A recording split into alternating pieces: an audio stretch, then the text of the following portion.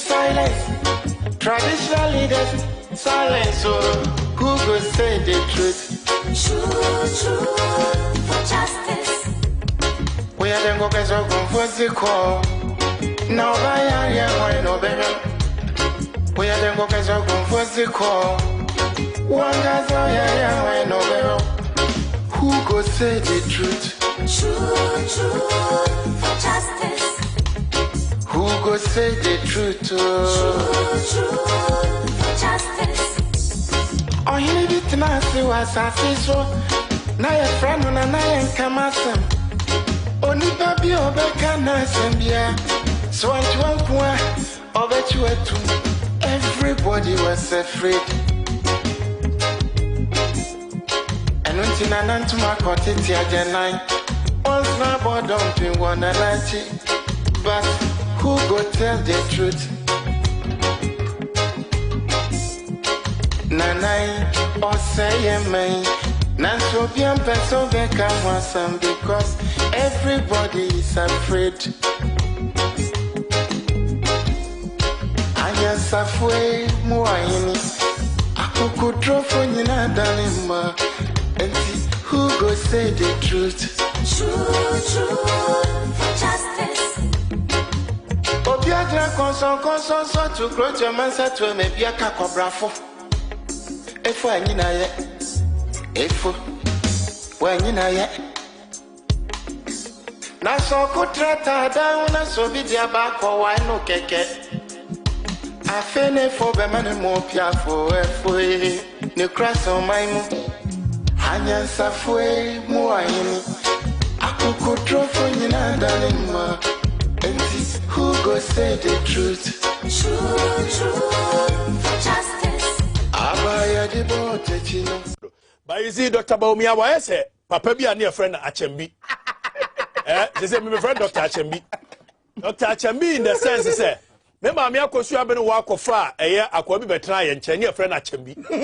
Now, the Achembi quote from, say, Achembi, go free, how could see what you know, you are Bosa Achembi, but dosa, what make chan, and for phone, what chagu, or bad don't say from, or best she has yourself from.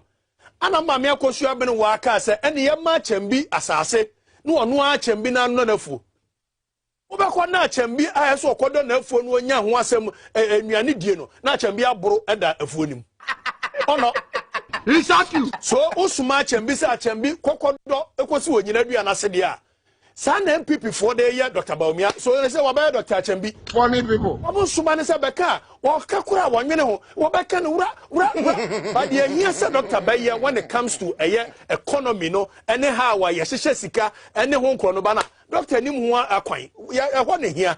What me at you says, oh, you're economist. And I yes, I'm okay. The country where I come from. The truth is an irony, just like animal farm. Justice means inequity, so who go say the truth? Who go say the truth? Christian cancer, silence. Islamic leaders, silence. Things and things, silence. Yanate, Yanate, Adam, Yanate. All right, who MC and I just did it, say, Ima, okay, Ima, good one. And then Masanya, new camera guy, who didn't say? Francis, good one. Aha, Obana Beye Juma, show. Jasu. And yes, of course, I know, don't worry. My name is Crew, because I have more air. Obviously, because I want to let the people feel what happens in the studio. So, Jack, welcome. That one is a fact. Now, you're moving forward. It's Saturday morning. Abra also Enkomo Ana Yeba Abedi from 1957. Ebesine, baby, I can't cry without fear, without favor. And then, Messi many kiki, abo many spells idiot. Now, as a moon said, Ijad demute tata. And Chiaka Sia Enkoma a year. Mr. Owusu Boateng. Mr. Owusu Boateng, former PBC. Produce Buying Company, CEO, and former Otumfo Opoku Ware, ne secretary, and Otumfo Nese to secretary, Mr. Osuwate and Chiakese Nkoma, and Chiakese Nkoma, Asante Penimfo Bibri, weekend, last Wednesday, Yanamo Echiche Nkomo. You're moving forward now, young Kano Kreno, without fear, without favor, straight bullet jacket. Joshua Agamba, good morning. Joshua Agamba, also from me, be fine. Don't worry, be fine. But,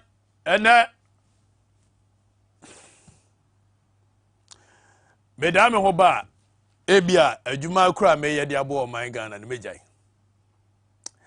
Na Mekadi Intia Majai, Achiremo. Fro nuana nuan fro nuan kanchiro nuan say abrana so common and different and you ever kind of said it here and then without fear without favor it will be very different from what you've seen and IGP be show we no two ways about it and then IGP will be show we no two ways about it and the police in Penifo be show we no two ways about it and then another Nakofo will be show we no two ways about it. And it will be a badge straight bullet. And now, so far, more chrome will be a badge straight bullet. Will be a badge in a kika without fear, without favor. Madame Waba, a high Tvxyz at Abrana, so midi, Edward Katechi, a free for Mensa. Obetimia from a Bombardier Field Marshal Squadron Leader, Ranger Buffalo, when he Royal General Kabaka, Bomfa, Edishia, and the Message Edishia Mifra Santiagona, Namia Santiagona, Yokohine. I am the man that bears the spirit of our forebearers. From Kenneth Kaunda to Leopold Senghor, Madibu Keita, Jomo Kenyatta, Nelson Mandela, Kwame Nkrumah, Julius Kambarara, Nyerere, Thomas Sankara, Che Guevara, all the freedom fighters, Malcolm X, those who fought for the freedoms of our people, the black race and the African continent. Madame Waba isi ameba, Fre Asofo Mpenimfo Moko John Dramani Mahama ho, se mene wamu eye conversation. Fre Nanado Danko Akufo-Addo, President of the Republic, se mene no conversation. Nefre eye IGP, police penny okroma se mene no conversation. And come bia Madame Waba meba the show continues on XYZ. Bye bye.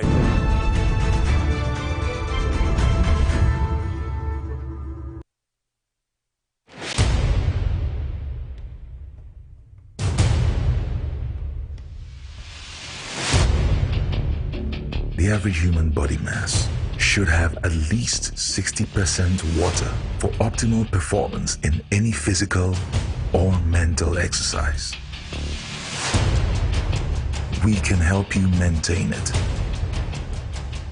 naturally.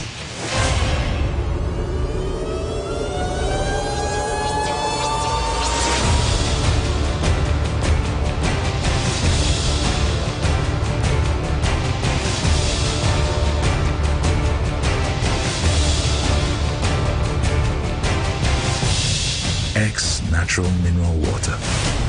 Simply natural.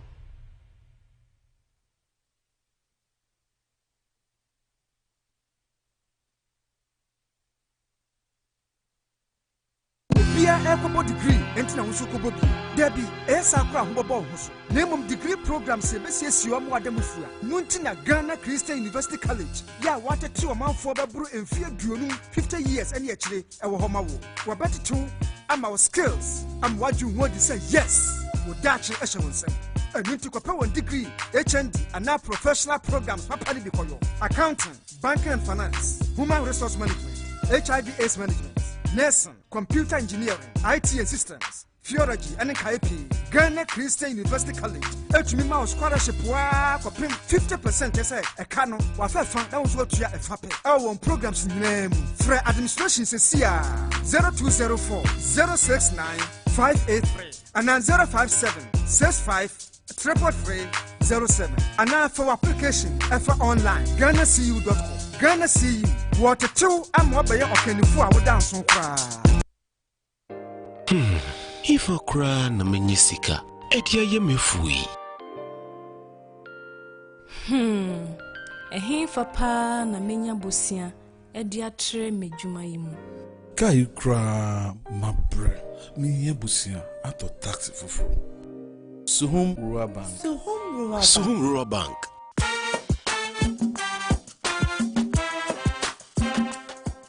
Yema mwakwa baba Suhum Rural Bank. Ye won hyehyɛ ahodo bi te sɛ dwadifo abosia, Ekuokuro Bosia Susu account. And it does all savings account. Me bada chain savings account. And then the keka home. Suhum Rural Bank was 034229186. Now one so what to Miaka say. Suhum Rural Bank. Ama ene mayeka una. Suhum Rural Bank. Enti me pa minie. Suhum Rural Bank. Growing our heritage.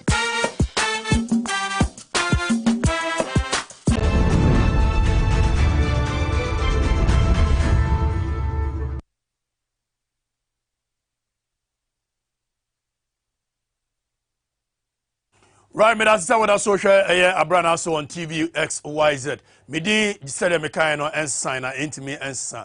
Okatechi a free for mensa. You can call me the youth president. And you be din common and said here. For a second, I feel like telling you, sir. Right after this show, me de me resignation letter. Bema a year Tvxyz for say mean to me enya adwuma bio mabre. O my God and enya o my ya kuma na ye. Oh my God, the money panua na no pen mo bi frɛ me kan asɛm kyerɛ me sɛ nipa no atimu no bebre no adwene sabi they don't even know why they exist as human beings, let alone to see say obi pese okoma omo ono wati wei sabio mpraduasa ekwan no wonam futukwan so for more than 30 years na ye beye sapeten ekwan manoa ohunu de enti a ese woda sani wokokoma ne se ada na ya beye sapeten na ya anye eye long lasting road oti wei woni na ntwie na numu nsuo eti ye beye nsufun bia manoa na politician de babedada no a ohunu de enti a ese wo fight politician ne se ada na onye eye better job ema no. So the most difficult part in fighting for the Ghanaian and in fighting for the African no enye mpanimfo no a woni omoku no na emom omo wase no policefo no a ehia omo policefo no a ye tete omo 2000 Ghana cedi no a omo ntimi nka ba wo beka mu omo no omo wi ana sa policefo na akogina se katachie ye ba beche tie ma menka asem kyero menua ba akuenya ako woda ya ada me maame akosu abene wa moda amona. For so many years I have been in this country in Accra. Memfa problem bia me fie mfra mo se momra mesene nko so be mame.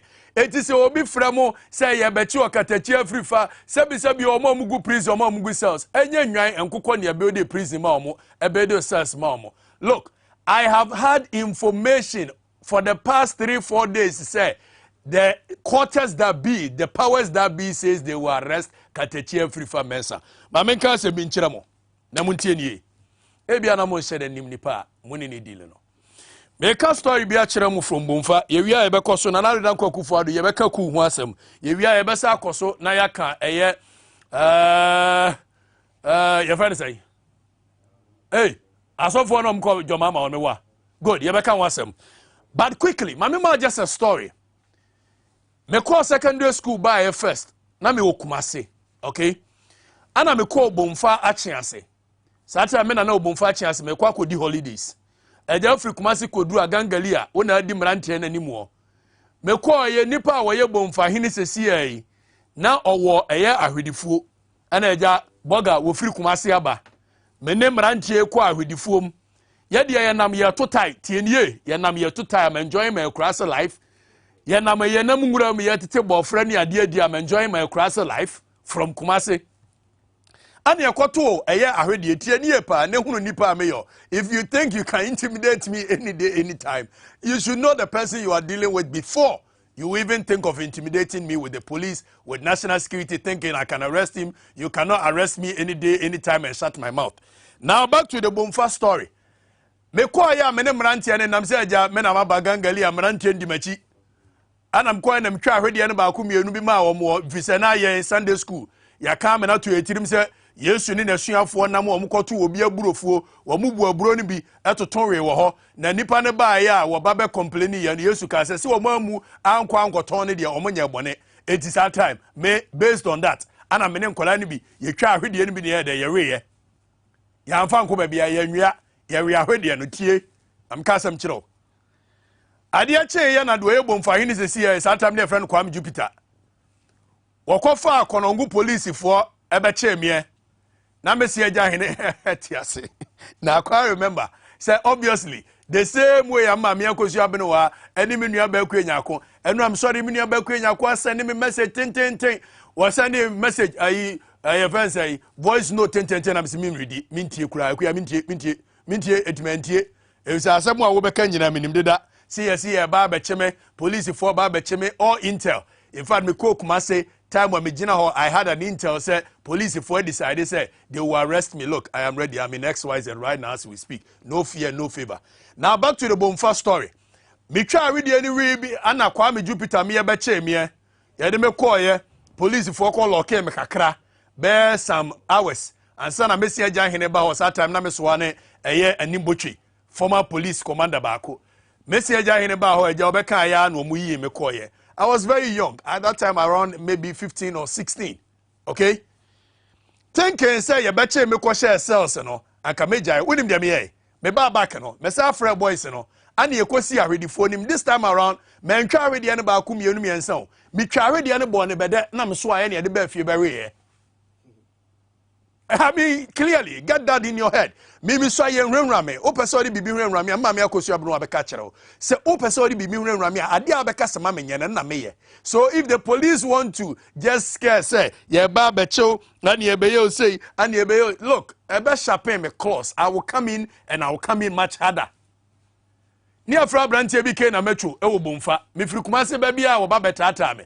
Mene ne kontokwa saa 3 years every December bia na eye anniversary. Me share the free kumase say me ba be kontokwa e wo bomfa. So you see these things it doesn't move me. And ye beche na ye be run ye do be share I will come back and do worse. So let's stay.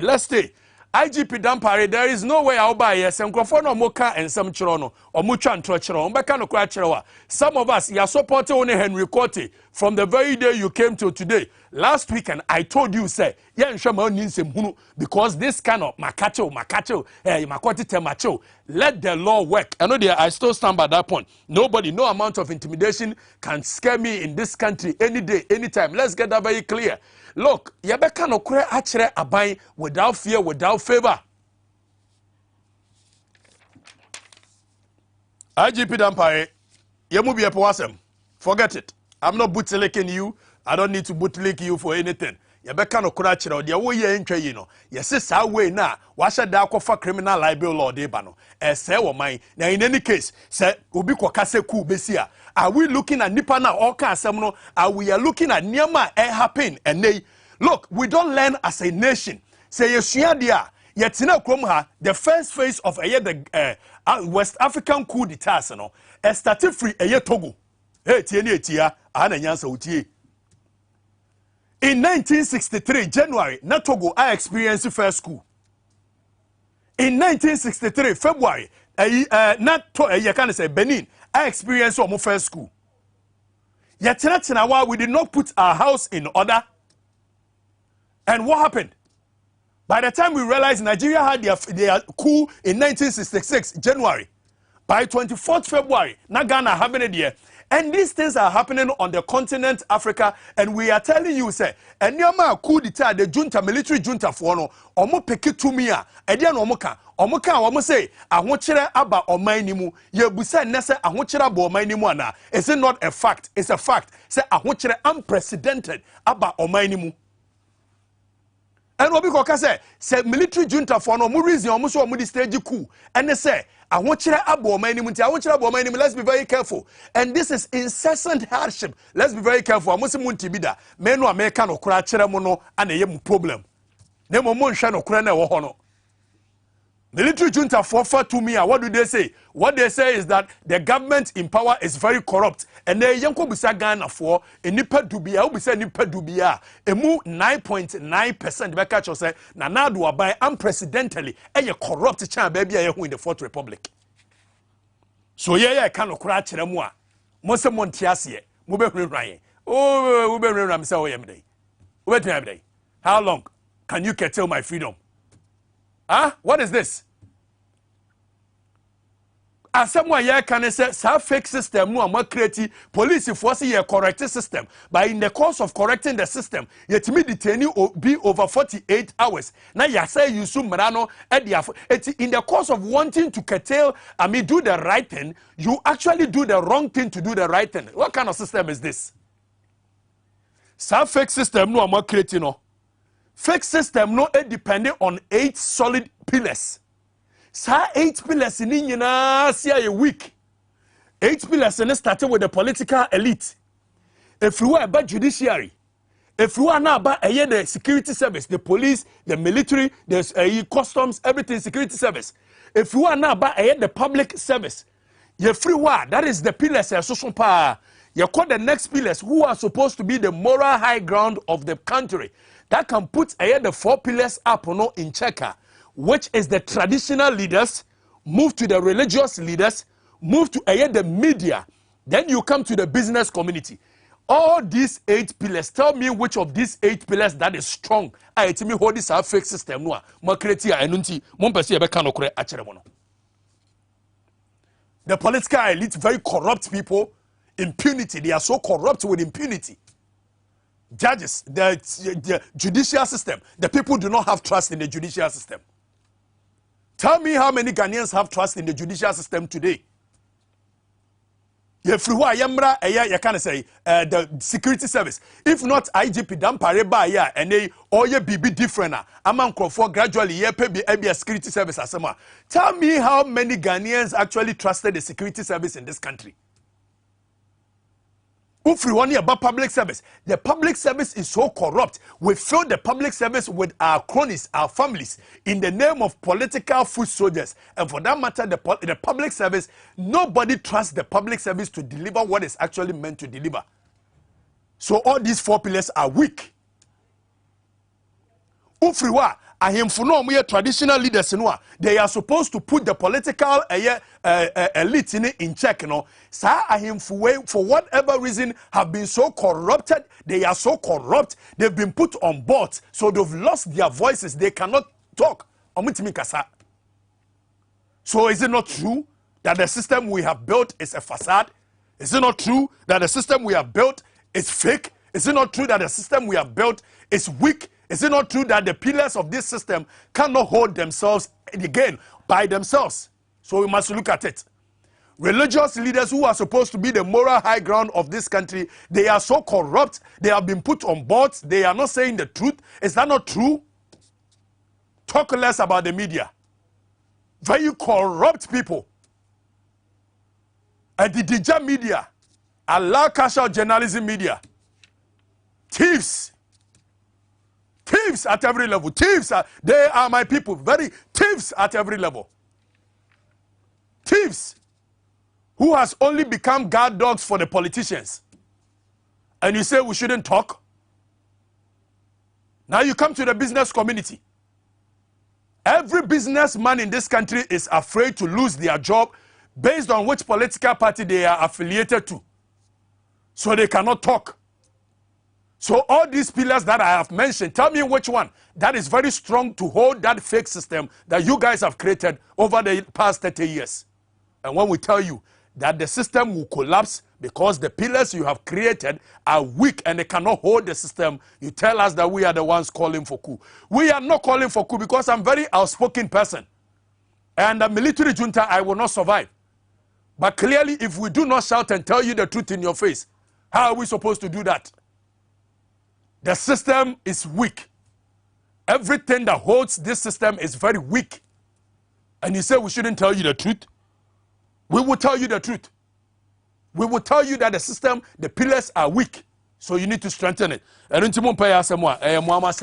Now what would you on if I make a software and I share the more 1 2 3 1 2 3 yanko asofo call John Dramani Mahama ho ene ne kodi nkomo say John Dramani Mahama incorporated with Aban to make sure say 11 ho nsensem no yanko ne yanko ti asofo no mushia John Mahama. What happened yanko ti we have come, as I have introduced ourselves, as heads of churches of the various associations and groupings in Ghana. Our history has it that the church has played a very significant role in our development and in the welfare of our people. So as major stakeholders, when things become of concern, we are all to take it up and see how best we can find answers and resolutions to it, so that at the end of the day, what we preach and what governance is all about can be achieved, all to the glory of God. Getting to the last quarter of last year, we all experienced what our country has never experienced before, maybe from the very beginning, from the very first month, when we had our parliament, as it is now. As you rightly mentioned, whether we have a minority or we have a majority, but the hang parliament. When it came to the health, when they were about closing with the introduction of the budget and the Hold on. I need time for sir Asofono Kasa Bibrene. Let's go straight. What happened? Asofono Kokachira John Dramani Mahama say John Mahama incorporated with, I don't know if you have the voice of John Mahama and the response or the Mahama. John Mahama incorporated with a year. Who was her voice? So keep it. I'll come to it. John Mahama incorporated with Abai said the Abaya Nitintini TTM 11s and Seminole Yebetia and Intino Moko and Yebibia. But ye bebani asofona bedin komobia for the past 10 years. Ye nu omodie, but still asofona again say as womo ti Azerbaijan, womodie, they don't care. Womaino ni ajijisika ye de manyankopon tie. Onjijisika manyankopon bia. Nyankopon onto cement, nyankopon onto eye aduane. Wojijisika no amoa mubotom eho ana mudi nyankopon Yesu na wuo ana mo je ne ho nsoa. Ene ye ne mo beche sika ni pepepe wa ha. Tienye asofo tie moya and in the house of the Lord mobua in the house of the Lord mo de to eye suit akese in the house of the Lord mo de to eye cars akese mo de sifia akese enye nyame sika bia hu eye mo amusika ye behwe mo nim ne aka no kore no akere mo ye be kwakotie John Dramani Mahama ne response or the ma asofo no but asofo no ye busa mo ne question o tienye and if I calculator me no ba be ye addition and subtraction be I'm not too good at it mempe but me nyadaje say adwuma yi yatena kromu ama asofo over the past 10 years President Kufuor time me kai se me call papa we Ntiamoa Dr. Ntiamoa sorry mrebi ema Ntiamoa se obi a obesi na asore se wo ba beje tax bia no obebo mpaya ma nipa na bubu. I remember that day I was sitting in the church. I could not really understand what was going on, but clearly it was to the effect say Ghana for you say asori no entry tax. Asori ne said da omuntia tax ne entry na chena. Omunti bida omuntia tax ne entry na chena. Adanya nyamisika. Enye nyamisika bia hu. Enye nyamisika nyankopon ka so hia sika e dia ye bibia ana Bible makofa Bible abeto ana in the house of the Lord ana dia na fa he kosi he na ye busa asori ne se ba bia ye ba bedu no ye nyina ye ho kire ye ka kire asori ne se ba bia ye ba bedu no se nyamisika ye nka nche nyamise we de sere no aye pese ye boy ni sika ne mu bosia e de your man ye because ye nim se Akufo-Addo ene ni nuanom they've mismanaged the economy. We don't have anything. Now let's go back. The church, before you can have the moral turpitude to talk to us about paying this e-levy, this extra money at to bottom a year e-levy, no, what we want to first talk to you about is that for the past more than 10 years, we've been talking about the church paying tax and eduwa. Now, quite non-talk about, hey, there be nyamia sorry, hey, womo boati, so for no, womuji sikana, womu de toka sakesiye, womuji sikana no, method software be didi, obabon kwanya free sense kenim, Roman software be didi, obabon kwanya free sense kenim, ne yeren kwa mube free sense kenim, ba omosha da, but you see, the worst of it is that even the Catholic Roman ne Methodist ne why no. Omo de nkwa de ye west. Ya jiji sika ne Sunday every bomfa chiase a. Ade che Monday ya na aba diocese. Na diocese de co circuit. Na circuit de co regional. Na regional de aba national. National je ya no de kakra koma Vatican for tie nie. it mo de no kwa de west see am fa no so obo form de omo jeje a omo de gu asay hey there is no way say ye seed ni betimi akam ena me no ye calculation bia be hunu de ekoso now ye be hwe enipa dodo a wo mo ye eye asorefo e wo krum ha ye hwe 2010 and in fact let me be honest when I saw the calculation I was so a bit some way.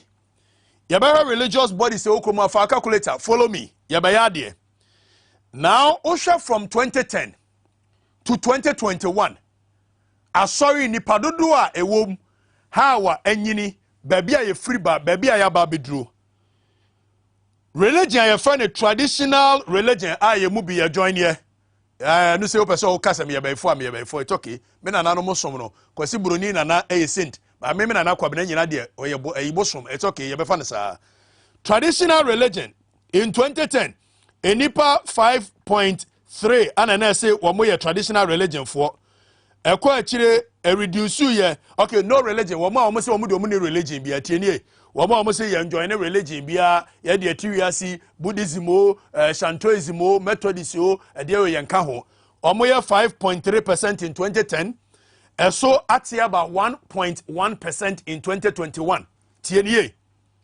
traditional religion 5.2% so by 3.2% tienie other forms of religion you look at the statistics well other forms of religion and on 0.8% in 2010 a increase of 4.5%.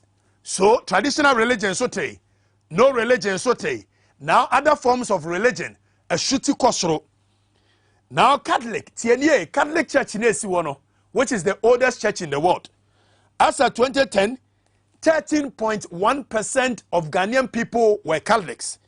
As of 2021, Eswati aba 10%.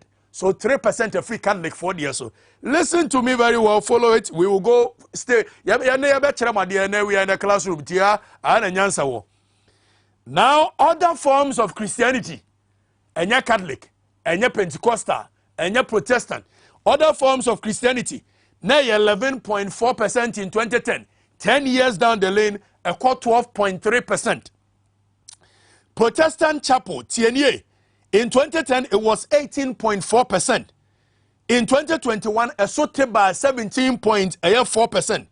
That means clearly, people are shifting from their beliefs in religion, especially when it comes to the Christian faith.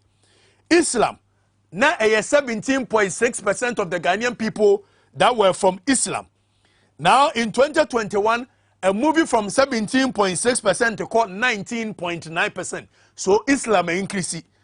Pentecostal and charismatic. At that time, it was 28.3%. It was 28.3% of the Ghanaian people. Now, a quarter 31.6%.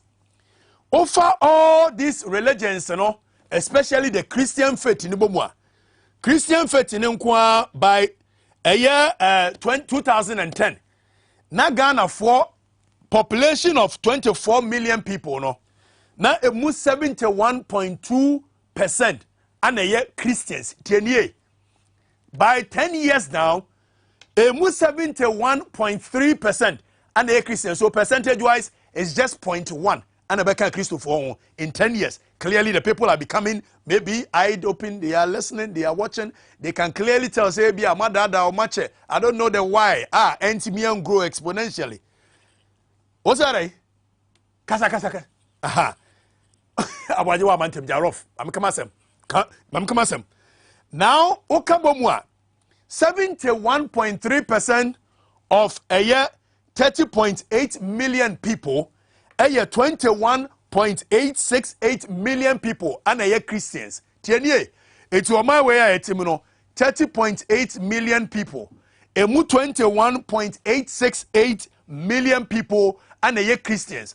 But by virtue of the fact that Yakwa Kodi e-levy home komo, any taxes home komo, I'll be very charitable with them, say, you better share the demographics of this country. The demographics of this country. Clearly, we will look at any padodo omoye above the age of 15 to 16. Meanwhile, asore there, oma SSB obomofo, omunima boya afo. asɔre memitia na menya adwuma mfie mienu mfie miensa mfie num mfie nsia enso ye kwa asɔre a ye se jo ma sika na fa bra beto collection eti ma me akosu abene wa na oni sika enso e den ya sell eso ma e 2 cedi na ade kokoto collection eti clearly asɔre je collection free wo mo 1 years 2 years 3 years 4 years 5 6 7 8 9 10 11 12 13 edikosi 100 asɔre de oduru wa wo bia Sunday school ye je collection o mi wa asɔre nim clearly say Sunday school for wo mo nya adwuma enti collection no o mo je free o mo no o mo je free ho aho o ma maamefo no ho no o mo je free papafo no no o mo je free. But for the purposes of tax, we are going to be very charitable with the church and move beyond a year 15 years and above, because 15 years and above on betia 11 ibi. Now 15 years and above in this country, the percentage of Ghanaians that are 15 years and above is 59.73. Percentage of Ghanaians 15 years and above to 64 is 59.73. Now percentage of Ghanaians from 65 going is 3.14. Oka sa 2%, 2% iboma. The total percentage of Ghanaians that are above 15 years going is 63%. Tieniye me say no bian follow me here chiradia. It is time the church will pay tax. The church, you know. So 63%. Now 63% of a year 30.8 million. Emma on 19,404,000. 19,404,000 people in this country. And for me a year 63% of the people in the church above a year the age of, you can say, 15. Now we are going to look at 71% of 19,404,000 people in this country. Oh yeah, 19 million, 71% of 19 million, which is the people in the church above a year the age of 15 equa.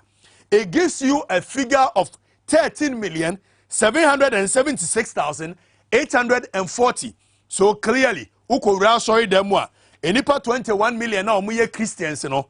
Emu 13 million, approximately 13.8 million, and a year above the age of 15. It's here the 13.8 million eba be calculation. Tienye, asori mubetua tax, mubetua.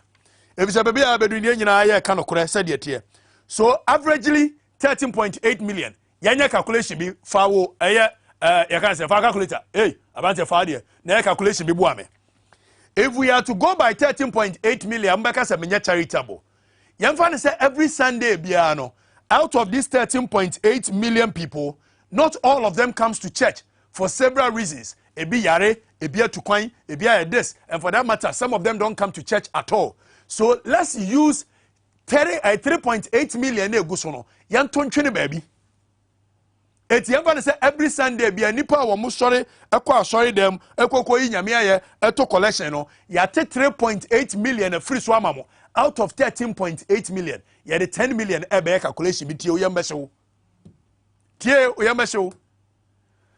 averagely say 10 million people ya omoko aye asori every Sunday bia no tie okwa asori a first collection, second collection, third collection kofini amamai Kofini ama emai enyoma adomado so kran ye ton mai abefo nku mai anointing oil mai menka wasem. I'm talking about collection kwa say ye averagely I know some kofo kwa sorry a omoto collection 50 Ghana 100 Ghana 20 Ghana 2 cedi 1 cedi. So averagely every Ghanaian spends 10 Ghana cedi in a church on a Sunday averagely. So 10 million people that goes to church every Sunday, or multiply by a year 10 cedi per person. How much is it? O calculation, no TDA. Any part 10 million every Sunday times a year 10 cedi averagely. We are talking about 100 million Ghana cedi every Sunday in this country that goes to the church. Collection kwa menka tight mai, kofinia mamai. Every Sunday, 100 million Ghana cedi enters the church. Yetira ya adeche ya wo headquarters wo UK, wo headquarters wo you can say Europe no adeche ya no masesa na wo de akogu headquarters. So you see the no entimi enyina na so da it will always depreciate. Yan kan okore nkyere ho ba bia abedu asoman ne yan hyase yan sese yesuban. 100 million Ghana cedi enters the church every day, averagely. So 100 million no, in a month, yenya 4 Sundays, meboa. Mind you, enkrofo to me all night, day service, 7-day service, 3-day prayer and evening service. Menya evening service, I'm talking about just a Sunday morning. Sunday morning, no, averagely 100 million Ghana cedi enters the church every Sunday. Times 4, which is a month, 4 times. It means 400 million Ghana cedi enters the church every 1 month. So 400 million no, times 12 in a year. We are talking about 4.8 billion Ghana cedi in a year entering the church, approximately. Have your mom when you must offer now, Moko, Jomama Hono. Yanamo yes, calculation way. Approximately about 4.8 billion Ghana cedi enters the church just on offering. Just on offering. Just on offering. Remember tight. Now 4.8 billion Ghana cedi every year enters the church. Yamfa 4.8 in into Mebania Baba ya Jumebi. Now yanko tight. TNA. You say Bible say Malaki 3:10. Oya Juma Chichemu eye du never do no sodi and diabre eye asore na ne asore no fabra asofo enu ye nyame efi hey tia ana nyansa ho nyame kan cho so pesu osidan bia nyame kan cho say yenim say asore mo ya charity work. It's okay, we can understand. Every other business, they do their corporate social responsibility, so that cannot be totally an excuse to be exempted from air taxes. The time has come for a nation to tell ourselves the truth, and the church must pay tax. It's a fact, period. Now let's move on. Now, enipa 10 million no idea calculation, which is about 10 million. 10 million no idea calculation, no. Averagely, the Ghanaian makes a profit. Boja for na omuton sio, omuton kosua, omuton dogs and chains. Ana mi be yisu omo. Enyo omo ya adwuma office. A wo muji pay about 1,000, 2,000, 3,000, 5,000. Now, averagely, Ghana ni bia wo krom ha sei. One nyakura no 50 Ghana cedi profit on the road onya. Ebinya 20, ebinya 100, ebinya brosa. By yem pegana at 50 Ghana cedi. So if at 50 Ghana cedi, if at 50 Ghana cedi, we are talking about say and to so do that means every month biano somebody is making 1,500 Ghana cedi averagely for a person in this country. Enipa 10 million omuba sorry them omuka so mubetua eye tight e 1,500 na. We are talking about 150 Ghana cedi. Meanwhile, I know Nkrofo mutua tight 5,000, Nkrofo mutua tight 1,000 Ghana, Nkrofo mutua tight 200 Ghana. But they are very charitable. Now you can say averagely every person a otua tight no otua 150 Ghana cedi tight. Tienye 150 Ghana cedi tight. So multiply 150 Ghana cedi times enipa your friend say friend say enipa 10 million no aye kanwa 1.5 billion Ghana cedi just every Sunday. 1.5 billion Ghana cedi just every Sunday. 1.5 billion Ghana cedi. Now 1.5 billion, that is actually in a month. 1.5 billion in a month from the church. So if 1.5 billion, which is 150 Ghana times 1.5 billion monthly, 1.5 billion times 12 years. So in a year, the church is not making anything less than 18 billion Ghana cedi in a year from tithe, averagely. 18 billion Ghana cedi. 18 billion plus a year 4.8 billion a year offering. We are looking at 22.8 billion Ghana cedi entering the church every year. 22.8 billion Ghana cedi entering the church every year. Now, let's be very charitable. You say corporate tax in this country as of now, 25%. Omo mines, omo 20 something. Say, but the church is a God's institution. And a jaya free God's institution. If it's a miracle, so my name church and a soft one, I'm going to see John Dramani Mama say, one come here and pass 11. Yes, Ramua. Samoka Samoba my 10%, just 10%, 10% of a yesika a room every year. every year the country will be making not less than 2.8 billion Ghana cedi. It's more 2.8 billion Ghana cedi no. Simple and short. And kamatimi solve 11 problem be half. Afe mon kan kire aban say baby a wo hia sika free no. Enye se bia hia fo botom.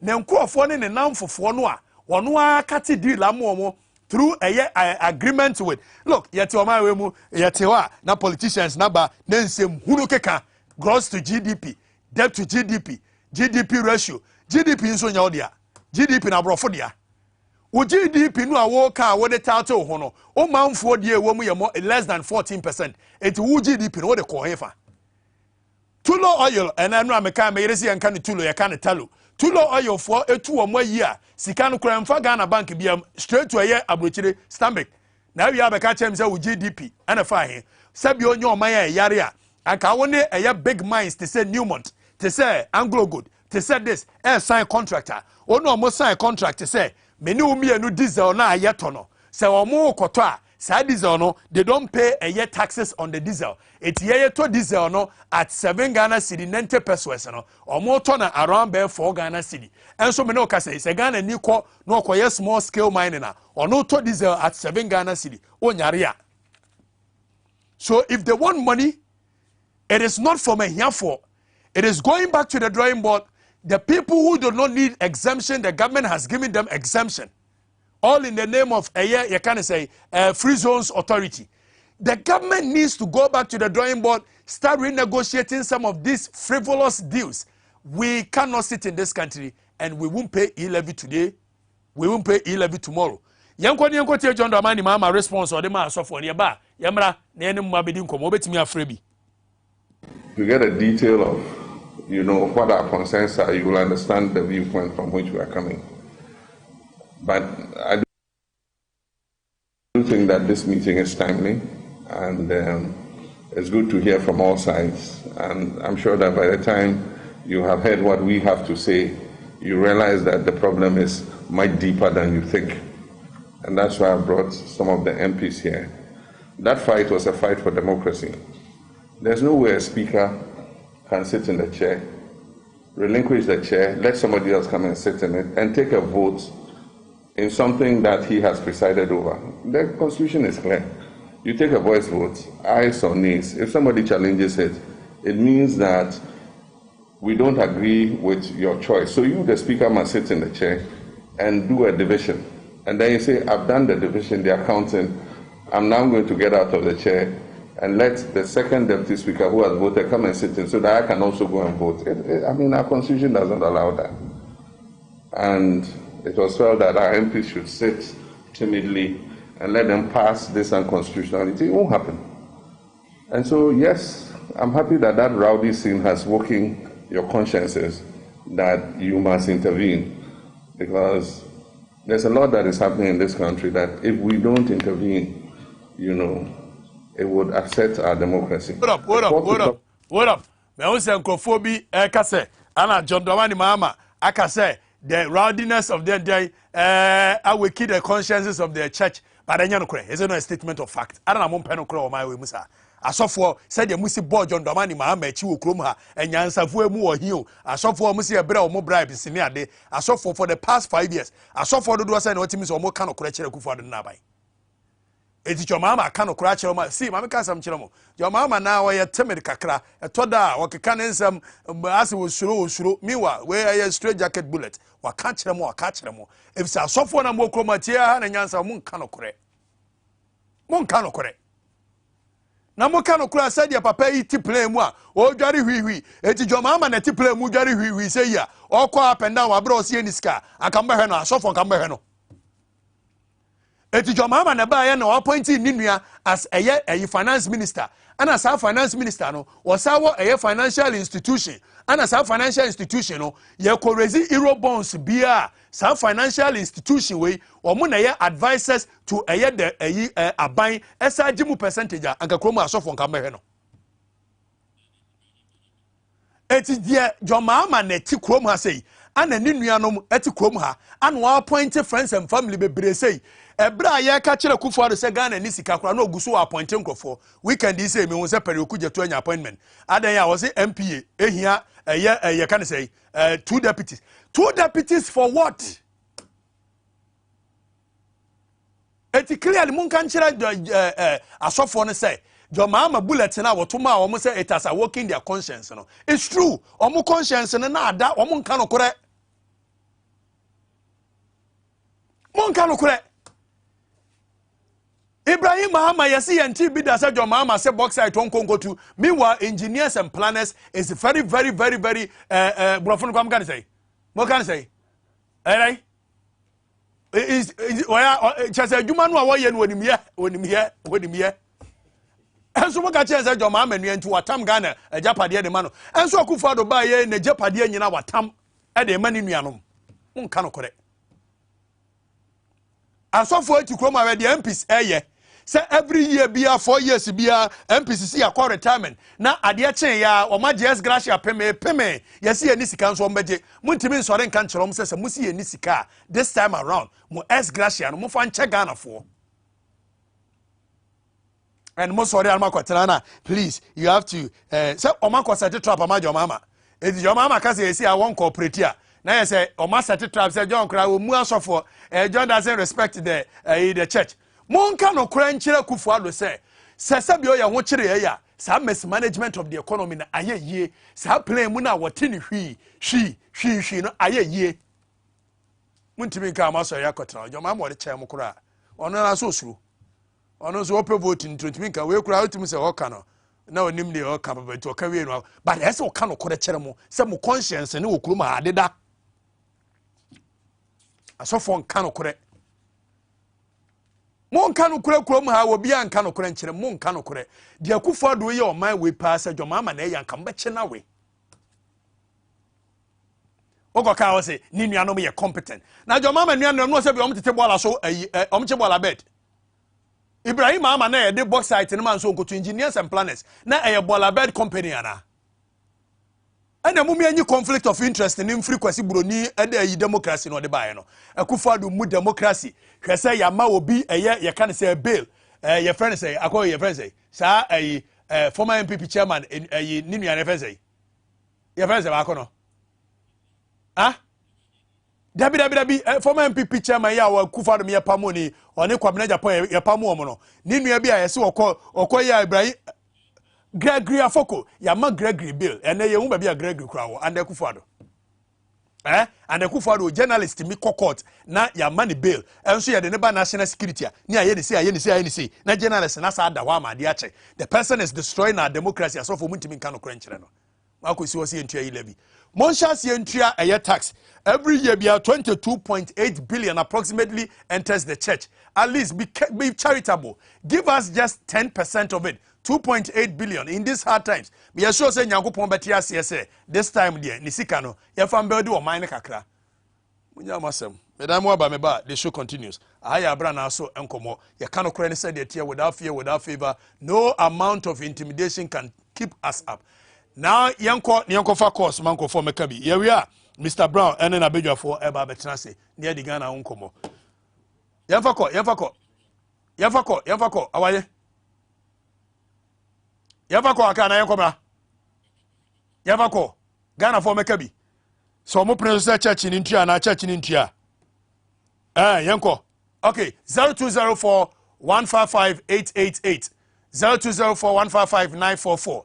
Yanko na yanko fa call. Yanko fa call. Asofo no. Hello, why you? Okay, Tell why you? Abolo senior Syria caller. Abolo is president of Syria Callers NDC in the Greater Accra region. Abolo is senior. Mr. Dea.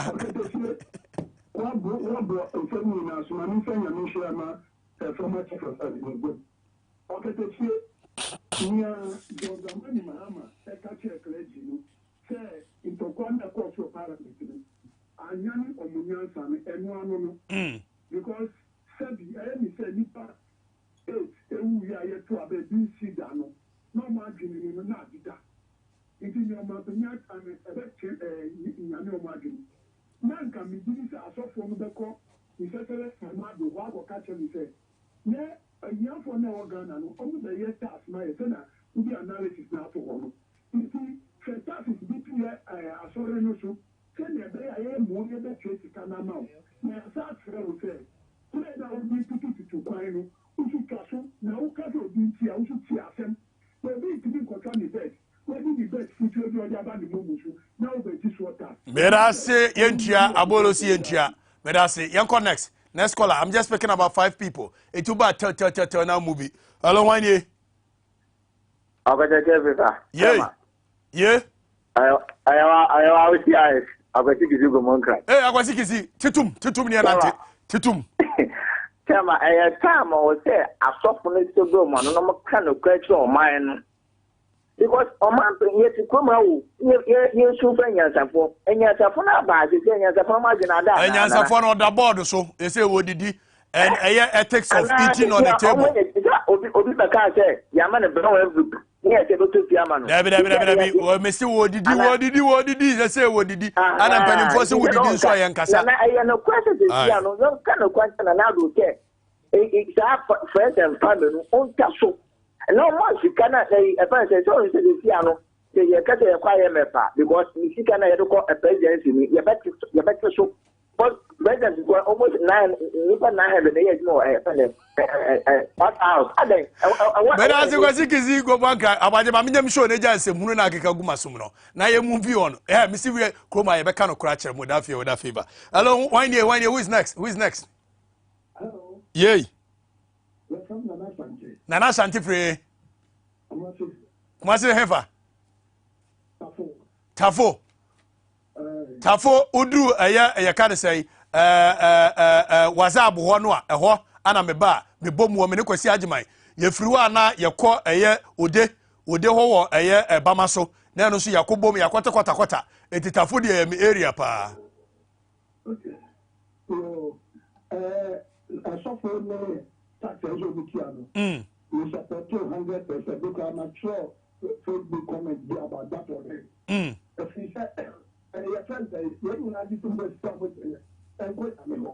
And your baby, Yami, yes, can the airway, and Yami, Yamgo, Tossament and out today. A idea of a poor mobile 2 year trim and a Yamisika and a Yamiso there. They say, who say, oh my Ghana, baby, I do know, Yahochiri, it's Yampaka Krama Ghana. No. I saw for Mon Premier tax. Why? Yeah, Mon Premier tax.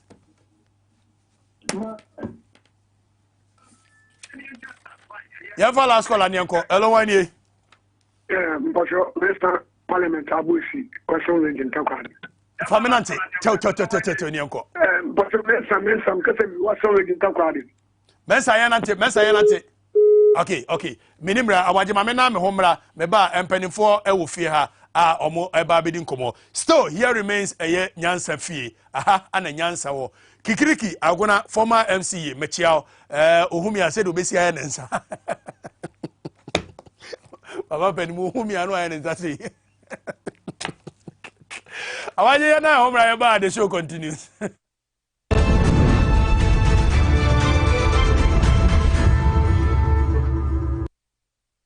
This advertisement has been vetted and approved by the FDA. Good papa. Ganabam, if your apostle, your waist, all your body, you make basa. Thank you so much.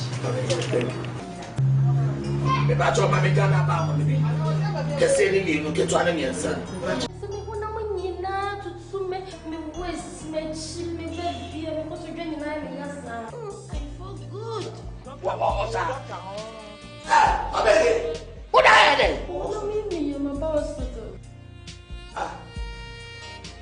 Ganabam! To wait here from doctor no. Where are they? Oh, my sadness. 20 cities. This is Tabako. Ganabam! Young to to her. I first at Tabako. I found you be 20 cities. Hey! Nemo, 70 Ganabam come. Sound 2 so. If you make a Ganabam, you can resist.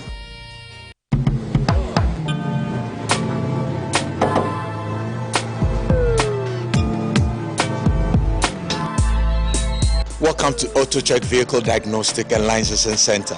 I hear my car can be checked here without going to so many Accra. Sure.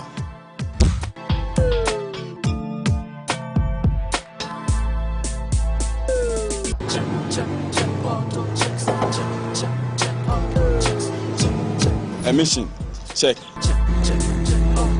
Alignment, check.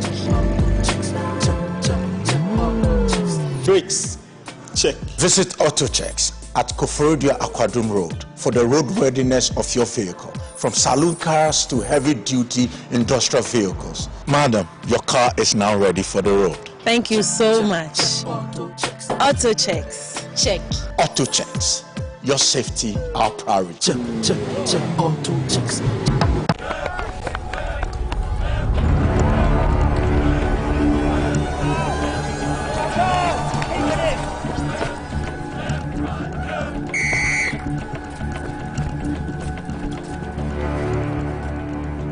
We are one man short. Should we invite him? Yeah. It be old cargo. Can I join you guys? Yeah. Always brave, fresh, natural, X, mineral, water.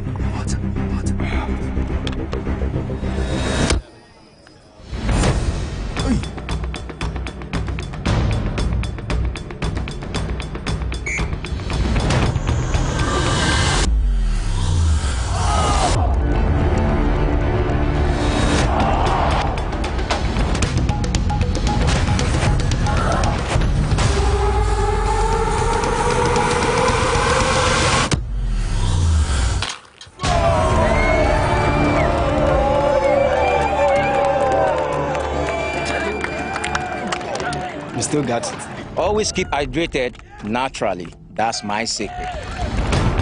Manufactured with the primary aim of preserving nature's finest minerals necessary for a healthy mind and body. X Natural Mineral Water. Simply natural.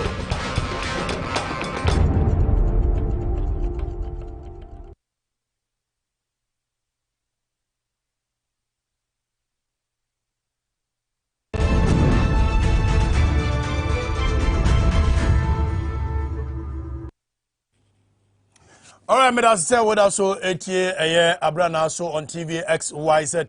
My name still remains the Bombardier Field Marshal Squadron Leader.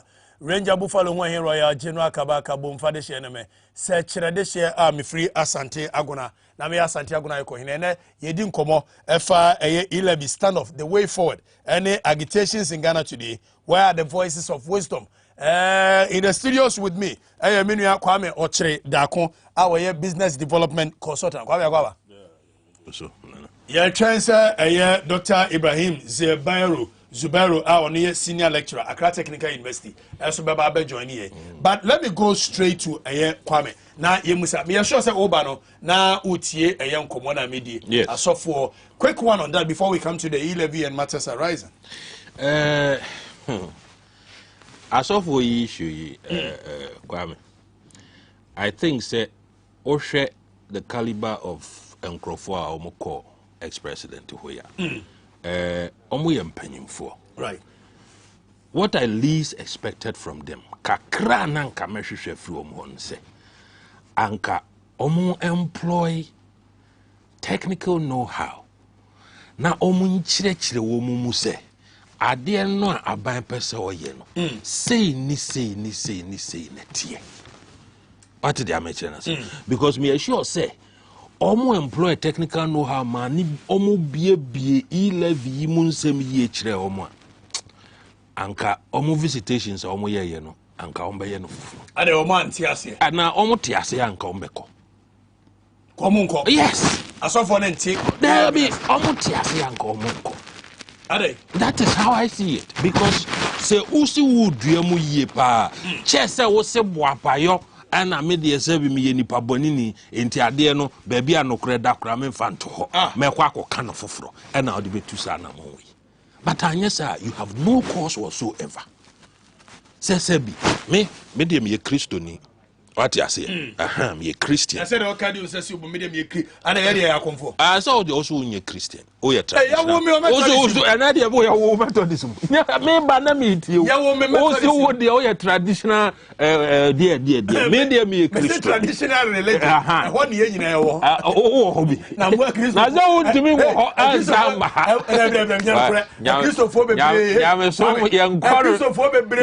trying to say lot to two shows. You're trying to say two shows. I'm casting to how born heavy and Mammy said, Yammy so dear, your friend Agro, Yanasa, you too sure. Say, ma have a boy, there be a one jacket, stable at Oka, Jan Champion, queer baby. Aha, you're the heavy, see any show. Sharp. Okay. Now the attitude we are going to have any day. Baby,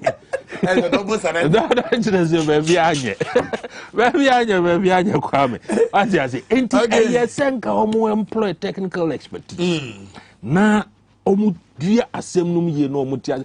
Enye ayi service damage anka ene nyaado ane ye ton. No waka say ke oso ompena o de fama one city. There be that's the kind of serious conversation. Yes. So the one by say open 1.75 now. Oh dear, more to no for say or no one. Are they ye told you? And yanka ye told you, and I be dear cow. There be yes, sanity. As soon as say, yeah, Tonya, do I would Jomuna was say, as well as say 170 no board the Renata Soman, a Christophonia no Casa Faman or one. There be no be at to forbo, then you no be near. Let us say one. And you no be near. I dear yet a memo and a year. Ye seek I had about crack ye mine. Say, baby, I hear Jeffrey the say, ye saying ye want some year can. What you say? Now, 75, who buy also be 175 we, ne bema almost 7 billion a year. No, huh? And grandma now almost tenancy. HCC, I see, she share, I see, ja, emergency puru, ma, and the mobile money, abe 5 baby, almost the whole year, no, when you say. The whole year, no. Omunya saying. There's a private individual now, more settled company. Yes. You don't even get how much is Cancom making on the whole mobile money portfolio in terms of revenue? How much are they making?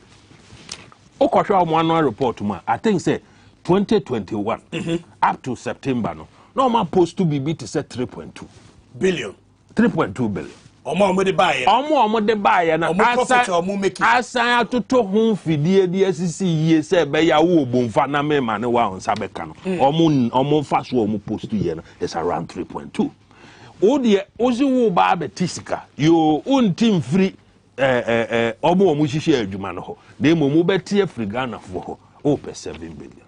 And ye be bie ni na mo. Me kire mo de ntia. Akufo-Addo's administration and the Ministry of Finance is pushing this agenda so high. Okay, Parliamentary and the revelations in the higher than started. E-levy no.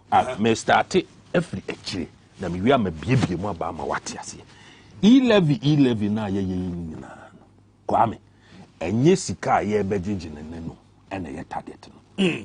Sa 7 billion na oma quote na omunim for sure say sa 7 billion 6.9 billion no it is not feasible and yet be materializing even if you go into the books of the whole transaction na ye ba be tax na every month.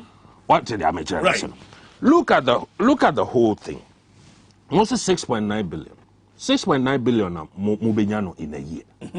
And no ya 1.75 of a certain figure.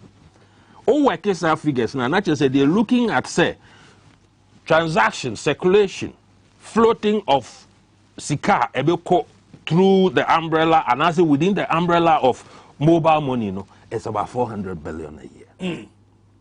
What you say? And that is their estimation. Adie bakwa nwanwa wosa bruhahayi na munene say nobody is asking the technical questions. Which is what informs the 6.9 billion? Almost about the E-levy, almost 6.9 billion a year.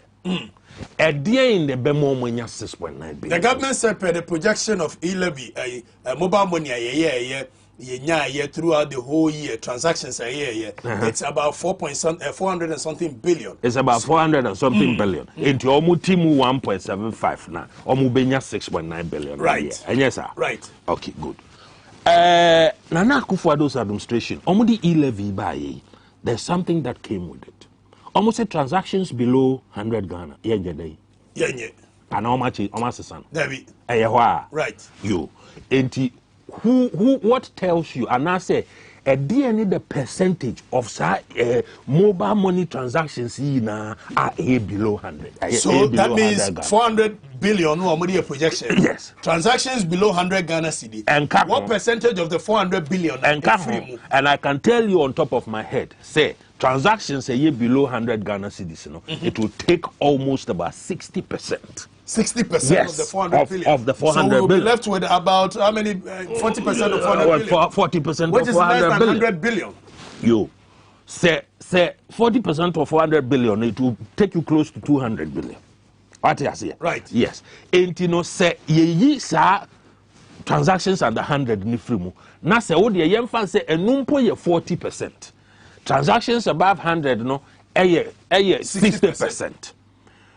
Continue say take 1.75 now. How do you make 6.9 billion now? So it means we are going to work it on about 60% of 400 billion, which is about let's say 300 billion. Is that correct? Yes. So on 300 billion, on 300 billion, this is 1.75% of 300 billion. It never gives you 6.9 billion. It's less than 4 billion. You're going to almost half of it. I am far and on to. Omo announce sa e-levy ya no yenya implement ye no yenko MTN yembisa se pe omo trajectory no momo business no atiaba from saying Finance Minister can say December alone you lose about 3.2 billion in December alone since the mentioning of it. So 3.2 billion in 1 month. Yenyan start here. Right. Enti eho no tie no enyamai. Enti eteko afoma asan beti 6.9 billion so if projection. we are going to be charitable, that means 3.2 billion in just 1 month. Let's be charitable and say 2 billion in a month. So 2 billion in a month, that means over a year, 12-month period. We are looking at about 24 billion coming out of the 300 billion. You say 24, no, say a year consistent crowd with 3 billion a month, and I'll be in South Africa. But I'm telling you, when you activate, the reduction will be higher. Because I feel they want to do. Nipa no bepe baby here then. Yes, that's what that now more. Yes. So if we are even pegging it at 3 billion per month, we are talking about 36 billion from 300 billion. So approximately around 260 billion a year. Na yen sign ko gina say o de ye wo so ompene wonte so from 1.75 no. Wo be gina hwa ebi mu akmate 1.5. Last week it is 1.25. Meaning baby abejina. Whatever reduction you do in the percentage. So more, 1%. So more the to 4 born or more.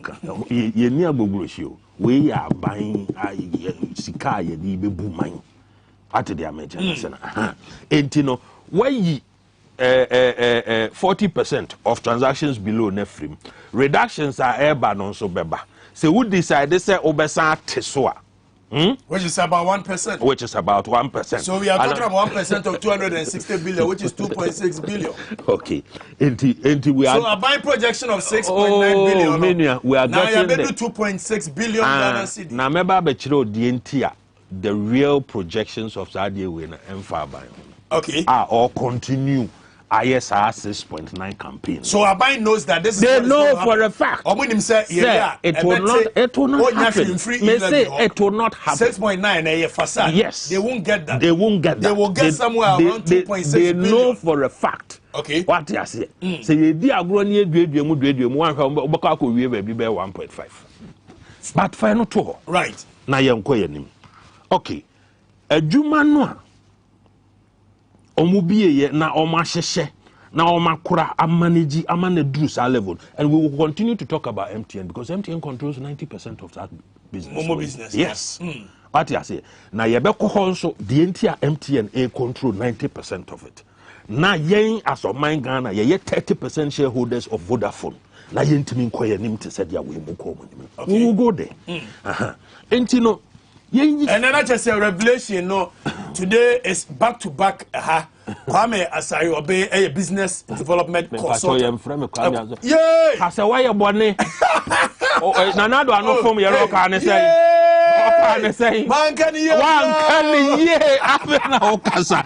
Come book now to my Pia. Now, Nina Pano, Kwame plus Biano. We are Kwame or Chiledako. We are all brothers in the same circles. And first, who Kwame, now who Kwame as I Robiano, Kwame or Chiledako. But any minion so Makuka Crenti. You be jealous. You're moving forward, bruh. Yeah, I do it there, Yankuba winning here. Okay. My young show in so now. Yeah, young canny. Enti adwumakuo o ma chechire saade we na ama servita fracha abeye krabehwa ene ye se ye ko gimu ye ko timu sika ne ye de abeye oman ye wo bibi a ye frɛ no capex yes no ma me akosi am no de kire ne se MTN sika wo mu nyi nara de wo mu yifri mu assign the investing wo oman we mu reinvestment tise bitafrache ebema omodwuma na agina yie na atumpon na akonanim what you say sa sika no se yeye sa e-levy ya pese yeye na se momo business no so te na sa abanye nya ne 6.9 no no ko nya be 1 point something nanso bia wa drive away ana wa pamo momo business be say bia 40% of market na ewo ho first na direct MTN capex a omo be reinvesting wo economy no eso be yeden eso bete na ye ka se so ti a enye se MTN ko na ebo ka wo unu akwabra bomfa a oton diesel edigu generator mu wa achi ase e support mast e support mast na man ye adwuma no ono na adwuma yeden abono sa akura na ofahwe no technical school ma ene MTN wanya adwuma ofro ma ase no kono na adwuma ayeden abono the ripples and the implications of sad nuisance we are chinchina nchine MPP administration we show mo be no very huge yen free honko yo fi grant oboni bow tie no we gina TV so no kabrofo Ghana third time best investment destination in free here kwa FDI no foreign direct investments na odi tu no no sasika we e ka ho na capex ya make actually we enye sika nketenketi yo as at 2021 I think say September ho baby na MTN almost to almost be $250 million capex yes reinvesting want to upgrade technology to expand reach to do what nenye sa no man no omo ya anka na ye kan momu anka MTN ye de anihwe say Vodafone wo ha Airtel wo so wo ha meboa right Vodafone timi nye sa no ma we be because wo asoman no we 30% shareholder of Vodafone ye di bibia betu anim say also fa bi bra na ye expansion wo so woni bi na say the private person no akura sa adwuma we ama na koduru ba bia aduru ama ene se ama bene wa se me na ye me ya me topara untu kan free hanko na papa na wa ye na akoto ni phone so ama na to ukoti musika bia ukoti digu adwuma ade na wo ye no look at the ripples and the implications of ade na wo ye number 1 sika wo so ubenya no unya number 2 be say gunyuma number 2 obe mankrofo adwuma ayeden abowo mo ya me kire wo ti ase number 3 o FDI no a udi tu ho a se bitafrache bia ebinom so hweso e ka se mayenko Ghana o ne se nkrofo invest wo ho yeso yenko hwe dia e koso wo ho no eso be yeden e bete enti se MTN invested 210 and I say $215 million right what you say in 2021 now Ghana Investment Promotion Council most FDI about $782 million. $782 million. Yes, foreign direct investments. No? $782 million. It's a Musa free MTN. Because if you want to qualify FDI as it's supposed to be, and I am pretty sure say capex investments here MTN account for foreign direct investments because Cancom is not a Ghanaian company. Okay. They are major note here. In 0782 no awudi 2 hono. Say mu 210. Every sam crofo way investment yeah. Saying and aka. So we are talking about losing almost 100 million out of it. Intino maybe chiro di entia ye bu ye ni egu sa no ma we na so. So you need the ripple effect. We know. But they are still we know. They be aya me kan sembi na maka free time ane ye wo happy. Sa me gusu kan wo every stage. Me say obi nim de no so obo okro no a fa won se guti. Fa won saye den fa guti. Yes. Because and on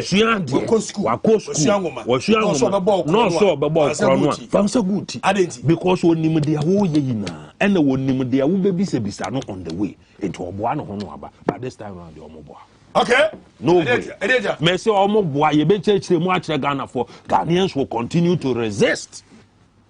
Ghanaians will continue to resist. Media left to me alone as somebody with a parliamentarians. Omo persuasion, Omo constituency for the ripple effect of Sadiwe. Now say it is far from NDC and MPP politics. Okay. It is far from it. By now, I say parliamentarians will be our number constituency. Who what they wrote there, they are at the Sadiwe, e-levy way at the Beba. Now, Kwame, yanko another angle. DNT no be onim de onim sa de wo ye. Ripple effect see so damning. So grievous. Now still also continue so obey. Okay. And ya was 6.9 billion now betting in here. And then here because onim say wonya. But se wonya man no kwan say krem. Say ma peneso te say sika na. Obeboa no 10 years. No the pia bonting. No akwa discount. Obeboa sika no a. Obeka every year bia obenya 2 billion. Oka bomu 10 years. Or 6.9 no obenya. Okay. Enti no o me sure say we prepare no technically how we be defend this idea no. But onu ni tiri mu na nkasa onim say onya. Or the 6.9 be ko dwaso. Yes. Or the be ko dwaso. No akoka say be give me 6.9 for 15 years. Na ma me X amount of sika. It is sika kesi on person. Sika kesi a omo person. And person use this as collateral. Yes, sika kesi because there's no fiscal space. Oh, yeah, sometimes ye tena ho se bitafrati nyame ye wadom na wote no ama e koso na se kakra. E utimi tena se na owura ho. Because me tese Ghana for team yen kate cost. Me catch your plane. Cost wa ye betimi akate aye. Aeroplane no more $14,000 an hour. But there is not enough space anywhere to cut any significant cost because a car a guya son and matiti pay so what you say plus a car a guya son right 51% of it are commercial loans here call back and conquer case more fasten board they don't there be 51%. And this is a government that says that it is the most efficient economic manager of any country. As I John Mahama tell you, see, incompetent, were born, if I could see here. When you look at the debt stock during John Mahama's time, the commercial loans in there was about 11.something%. And I got my 51 plus. 51? Yes. From 11.something% to 51. And you him, I deal with no, more. Yen kate course. Yes, Chiso Usi Nanado fish airplane. Now the next share ya to him. And you're $14,000 an hour over cutting. What did they mention? But the main problem is saying no, salaries and loans. And no, the say, and no na akova. Almost the revenues are ye gina. And it say loans no work as a wundia. Loans no beka se wuntua ana se wo beka se bitafrache meteorological ni no a oko strike dada no obekwa koshia no se wo sa betini peso you tag for no you meteorological so ko you tag ko what you meteorological ko omo kan weather no na no em se obi ko bisa meteorological meteorological one born two As I did what come from, but I also what meteorological. I knew he was a primary, no. Meteorological service. Meteorological service. As I can. I made a man no I true. Maybe I'm a free banty. As anti-examino. I've also do. Meteorological service. Okay, let's move on. Ain't you know, 75 no na wo ko 20 peso. Right. Won't mean 20 peso. You tag no year old dada. Civil service be break him. And I won't mean consum go gaze loans no me of us no board do nti ye mehwe ne yente so. Enti cutting of cost no. Sisi ano me te se Ghana for otiam sa na ye me mobo. What did they make say? What you can only show is what we call leadership example. Leadership example, no? Leadership example. So from where we've come throughout, you know, you are almost done with the ripple effect of the ripple effect. Yes, we're almost done. Okay. Enti mayenye the enti our moje no. Okay. Enti no, amo budget deficit. Budget no mo ye no. Emu fan bi wo ho a, omo nim ba bi esika no be fraba. Na de ba ko a ye hu nu so no say.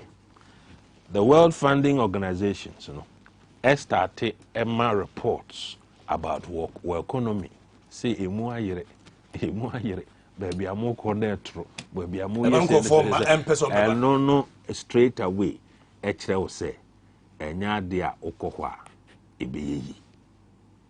Ote dia mechenas. Right. Enti the only solution now be one say. Oko IMF na IMF no a force clearly a kai be bo and na me say IMF no enye kai be bo asem the enti a yentimi nko IMF no say IMF ma kwan ma fa bibia na oje no IMF ma kwan ma fa bibia da bi say ye beba mu dia ye bibia mu. And I've learned say if they do that Sofoyata will go to jail because Sofoyata has cooked the books for years. Yes, are you aware? Have you heard that? Baby, I've heard that. You've heard it? Yes, baby. Say the anti Sofoyata shows up it's not because say Ghana for a boka, but it's clearly because he's been cooking the books. That means they will have some processes in Parliament which will let Sofoyata go to jail. IMF no. Because what is done according to the people, the expert, is that a criminal for him to have cooked the books for years. Yes. So he is afraid to go to IMF and we will open the books and over the years. People have been talking, people have been warning, people have been saying, say, the figures that are being presented, no, it's not the real fact. It is not the real fact. What is it? But IMF do about road we now. Hey. Yes, o wiensua. Na so o ma obia. Wasan be jinam. Say we hey. Say aha no say. But I know almost say that be man crofo ho akere. Be man crofo ho akere. Omunya this. Be man crofo ho akere o. And I say, bie mam ye hu no kra ewo mu. Oh, let me tell you something for a fact. Ghana's economy as it sits now. So bia nye hwe amfa ho kra no. Et said dia watu nwan egu abonten. Ofie ebi a grass ni ho omberry. But onanti ankomra se wo ba bedane de. Na kra wonya akra. No are wura o baby. It's Ghana economy says Ghana for survive. What did there be? Me can say, me patch say Ghana for nankasa modembo. What you say? Say wunu yi kwasi bomfa no be sori akodo. Na se ne bank ne bo no nye kura obeton no sa de bi ataduane adidi. Obeye ontna siwu. Damage what you say. Entino, let's get back to the point. Right. Entino say 2 million kura na say 1.5 no be nye free sa de we mu. Or not, they also are pegged 6.9, of which the World Bank, and also there was a Stanchart report. Stanchart reporter are very authentic because Oma will create more check and then you crew about Kenya, about all the African countries now, and they steady our economy a lot. What do you say? There was a Stanchart report that was saying, baby, a Ghana air corner. Emu ohye enti loans no nya bibiom say dia ye hwehwe ha ne say ye pese ye creative physical space ne yesa de ko gisika bam enti e-levy we and ye pese ye de yesa de collateral yes ye de ko yensi achi ba enti ne say ye beji 2 million a year And I say, yes, 6.9. Into the my 10 years, I know ye 69 million. Billion. 69 billion. Right. My 50. My 50 billion. My 50 billion. Now for the next 10 years, you know. Tete says can. So 50 billion, no. And no be near the baby chalk budget deficit. And baby, I yen baby, I be quite confess can free the best idea. What you say? Tia Kamube 27. Near the NY showdown for elections. Okay, showdown for elections. Clearly, and the answer. You cannot credit said yet here. Dr. Ibrahim Zubairu, Ewufiasi. Samri Mamenka was said, we look at the chair must not resign. Justice Kwanzaa, may resign. And now I'm the other. May resign. For where? Mudiagro, Crowe, Metamuswa, any, Medamo Contoquasa. Kwame, yes. So before I ever let me put these two things up quickly. Quickly now. Nakoji Eyibra. The person Ghana for so started June. Bibi home. And there. Before I levy Ebeba Parliament, all the major stakeholders, Assembly Okan no Kanina Mantiasia Yejuma. Major stakeholders are almost they were not consulted. Which the telcos were not consulted. Oh, how? Oh, yes. Before the first time we went to Parliament, the telcos were not consulted. Okay. The Chamber of Telecoms was not consulted. There be a Korea is so jano, and then they came back. But I don't think that. And what Chinokrano telcos no, I recommended 2 areas. Omofi say, ye bet me. Yes, we afa. Emfa problem anything. Emma. Areas bear. MTN say. Mimi fees ya me charging. Tio. 100 Ghana cedi be a major 1 cedi. What you say? Right. Sa kopim 900. Edu 1,000 ya major 10 cedis. If 3,000 kono se ko 3,000 4,000 you say then me 10 cedi wa me fa bi nka. Right. Says the kana me jijini ni na no. Ma memfa me fees no. Ma memfa mu 25% in your day. Emma. MTN akasa. Yes.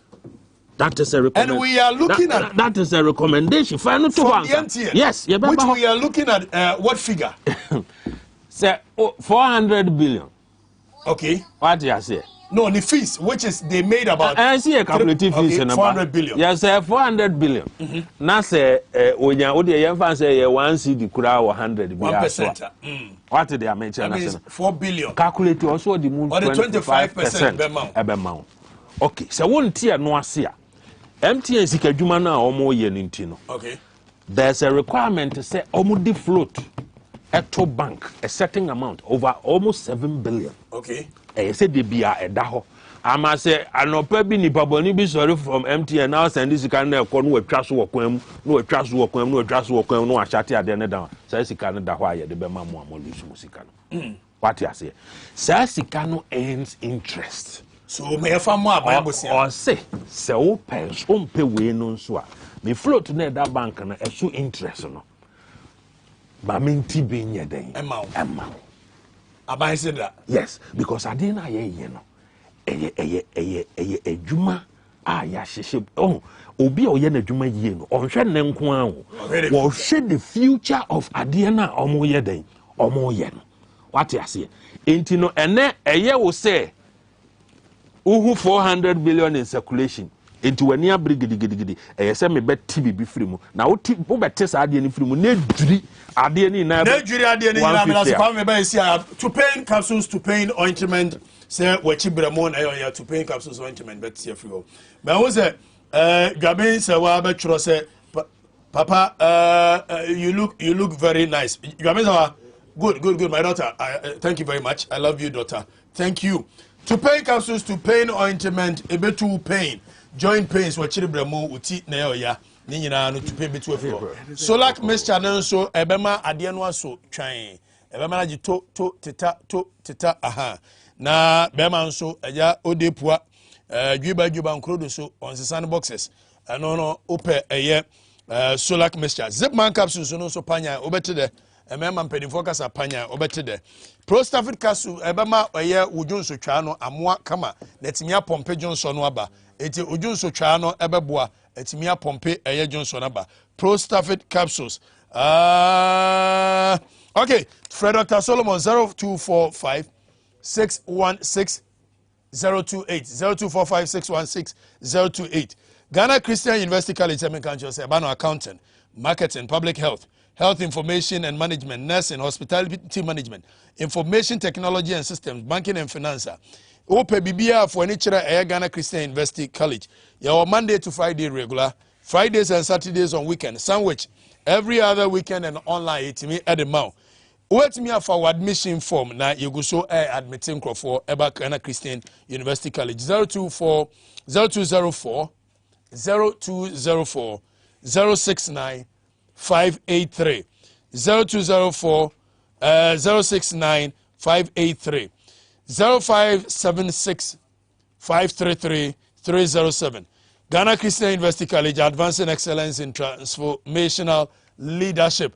Now, my main car was a Prostate Joy, and also bema a frequent urination at night, divided urine. Say Ojonsona, Ojonsuchamu, apai mienua, and no Prostate Joy, ana here, Jonsuchano, apai mienua, Prostate Joy, ana here, and Gasau be one tough for a Jonsucha, apai mienua, they are summoned and Katita, and Beguso, what Jonso, and no fairness, as a from Kenyano. Jonso also can make Jonso, the dead, else when I'm say Kuro, Abemunti, or Jonso, Wansam. What Jonso become. And also, I would jam one a good and so, would jam one and trousers more for. Nina will prostate in a one I am re. The Obeyan said tea 35 years and about what percent preventing 90 and your main in a beer. Over 5 prostate join once a day. But who are symptoms here? And you over for Baquanumere, Baquanapa, Baquanumere, Mesrao Catitano, and Pessia de Batuadium. Fre 0244 72 70 28 0244 72 70 28 0244 754 380. Prostate Joy. It is safe and efficacious. Oba Johnson Efili. Now, many penning for our studio, Dr. Ibrahim Zubairu. Mama Kwaba, Dr. Kwaba. We the late Dr. Ibrahim Zubairu. The late. Na just say oye late. Well, before say me call akwaje Dr. Solomon here we are any Dr. Ba abedin komono. Now, ne kra what are you telling Ghanaians? What I'm telling Ghanaians and say there's no way I say omotenase na yedi levy yede eba. Because they are the 11 in Namno. Onim say asemo awo kano. No krebie no. Osumbafe. Onya 6.9 billion. That is one. And no echino. Obegun obeseye adwuma. That is two. And no echino. There are recommendations. Omo wo adwuma no e de aba. Se baby a wonam ne de enkoye na emum. See na kaye no. Peneso say ye be yi yesika num bia ye den e de amount. Inti Ghana for say 25%, 0.25 yi na MTN for ITF lo mo charges no. They were ready to give it to Abai. Abai so on pen because no ontimi emfa nkobo sa abosia kese no. What you say? Ontimi nkobo na sa abosia kese obekọ akobo e di mu bi abe solve budget deficit. The akano or the abeye nyamransam near to trasam any unnecessary politics e wo kro wemu ama abedane ka ato mini wo mienu so. Now metena see your calculation before say obebano from 2005 we epic and sensem Ghana at that time internal loans and near the car was about 4.8 billion. Anna President Kufuor by the time will be free abemono. Now I could do 9.8 billion. So in a space of 3 years, President Kufuor had free a year 4.8, echo a year 9.8. That means every year President Kufuor bought Ghana 4K, Bosia, Egu Homa Ghana 4 in Chirima at the exponential rate of 1.5 billion a year Ghana city. Professor Mills, Ebe Fire, or John Mahama Be Fire free 9.8, you know, at the core 36 billion. So Osha range the amount of more free 10 billion quite they call 36. That means every year in 4 years 36 26 billion divided by, that means every year they were doing 4.5 billion. Egu Ghana for. John Dramani Mahama be free a year 36 billion. Edeko 122 billion. 122 billion. That means offer South figure no. John Dramani Mahama nkwade a year 86 billion and account. So 86 billion in 4 years. So it means who divided 86 divided by 4. Divided by 4. What money am I do mass? And yes, 86 divided by 4. Yes, 21.5. So 21.5. That means John Mahama na obo Ghana for Bosia egu ho obo kegu nchirima ho at the rate of 21.5. I must say 20 billion. The rate of 20 billion every year for 4 years. Na do buy obefa free 1.22 billion. 122. At the 340 billion as of now. Is that correct? It's now more. 340 billion. It's more. Let's stick with this. Be charitable. Let's stick with this. So 340 minus a year 120. Now do buy in the space of 5 years. Wabo besia 218 billion. I'm being charitable. So 220 billion divided by 5.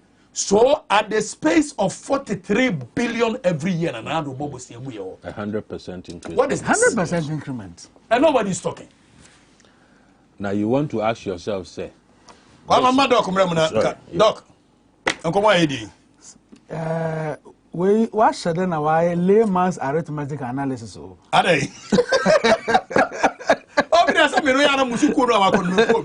It's me far at the annual. Me baby, you said, "Mammy, I could have no baby." What the animal could school crowd. Layman's arithmetic analysis, but now why and way to move beyond you are. So we on Tiasi. Yeah. It didn't say a Tnasi. Nasa Sassika with 43 a year. 43 billion a year. And so Nasa and so ye na ahe 6.9 billion a year. In a best Sagana. It should tell you, say, one more echo 511 by no. They don't think. Omufi says, send a one more engine. No, Sassona Ghana for ye day. Engine. Now, sir, ye tenasi, MTN a catcher say, Massa, I'd now wo ye no. Send a minute kwame kayan. A begunjuma. Ye name say begunjuma. Bank of Ghana and answer on back and once there. We know a tete. I drop it. I drop it. According to John Kuma, I drop it drastically. So more man genesa, more starting point I drop you. Now more cause I just somebody never see. Governor Bank of Ghana in the press conference no no. So can and you know so no waka one na more point to na mo ndini India. Na ye was some kese pa da o. Le bia mega say one more akofa e-levy buy no. What thinking went into it? Is it greed? Or they just want to cheat Ghanaians? Because Mentiase. And now almost the Omar advice be when they call parliament. May catch a parliamentarian, so nobody should accept anything. Let's go back to the drawing board and listen to what the telecoms are saying. Because woman in Nigeria, any bre in Amama Sai levy omode by you. Because Martinez as say e-levy transaction quantum no are increasing year after year. And into no more we 1.5% to cry baby to my young and no sign breno. But the calculations Kwame has done today, there is no way they can make that money. No, I'm coming. No, my chances are say any breno unim say so would the nibre any offense and Russian no ma won't you know question who say our repercussions na ebia entimi see because when we say now we guys say MTN transaction na ile offend and mobile money transaction abomina some up away other business abomada na monkonkoje when you say atikroma Ghana ne companies to say Newmont all the big mining companies in Ghana do you know say you know more agreement as part of say wo mu wiye gold ni yeda ma ko free and say we eche ehwe omo no part of the agreement no omo diesel omo to de ye adwuma oman Ghana no omo agreement say diesel no omo ntua tax e wo diesel no so it is 7.9 Ghana cedi per liter no ayeye to no they buy it around 4.3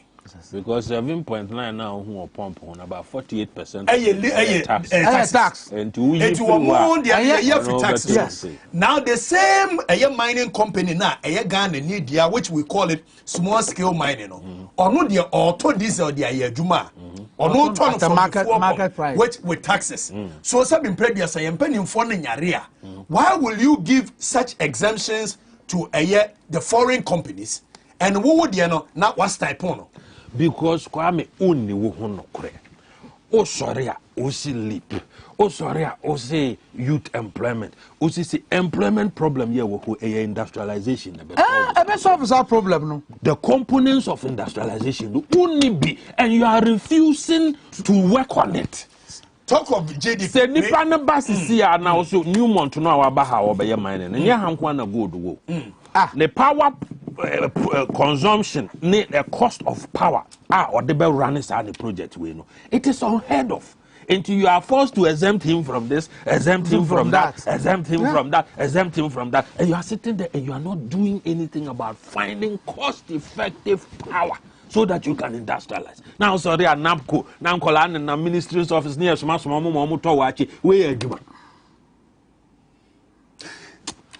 Mami, I said the whole Ghana, we don't have Minerals Revenue Management Act. Send a Petroleum Revenue Management Act. Yeah, maybe. And you know, Minya taxes are yet due on mineral for no severally. The Minister of Finance undeclare. Check budget in the Anglo Gold Ashanti alone, 2021, almost $160 million, approximately 755 million cedis. Tax revenue, 5 million cedis. Tax revenue. Tax revenue. No, the government in the 2021 first financial year. And tax. Aside the shares in the. What I say? So can I find? Check it 20 of the check budget. Is it part of the revenue that are projected to receive? Check it, naturally. The large mining companies are Ghana. We check Auditor General's report now. The one the government have interest in, only about 21. Apart from a percentage, BB at the end of the year. No. Taxes are almost so check whether it has been factored. And then make us say. Our parliamentarians shouldn't sit down.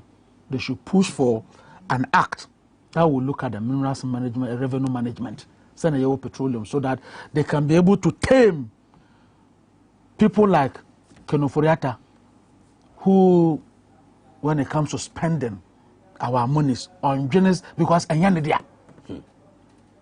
Spending our Juniper Babronica Sembi, Doc.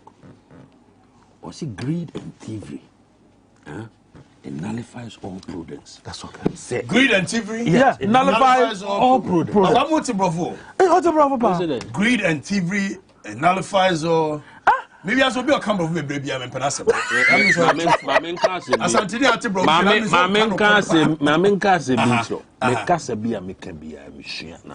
And I'm so what a bro for pad. I'm so to be a camp of baby. I'm in Panasa. No, and I'm in the Munye. Me pacho, so that we don't deviate. Me person me yet sad way. And to the number, say. Goldfields and Anglo Gold alone have paid $436 million, approximately 2.84 billion cedis, tax revenue to the government. Away. It's not captured anywhere in our budget. Obi onim didi obiawo. And you know 4,000 kilometers of road. No, someone. Yeah, but I want to disclose 10 companies. We'll another day for that. 10 companies are. Mining large mining companies in Ghana. If Anglo Gold Ashanti alone has paid this, what about the others? Newmont, Newmont. Gold Star, Yamboye.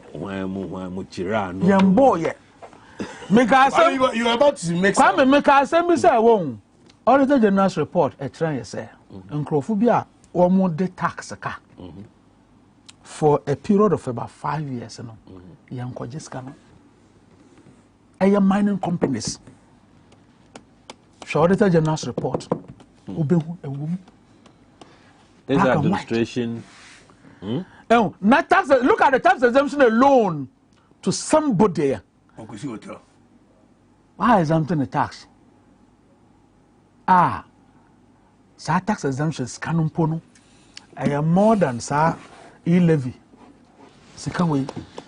We live to see. This administration, I'm careful, and I say it. Not the party MPP, but this administration, I'm careful, they'll go down as the worst administration. They're already worse. If I'm careful, they're already worse. You see, any party. If you're better master, sure.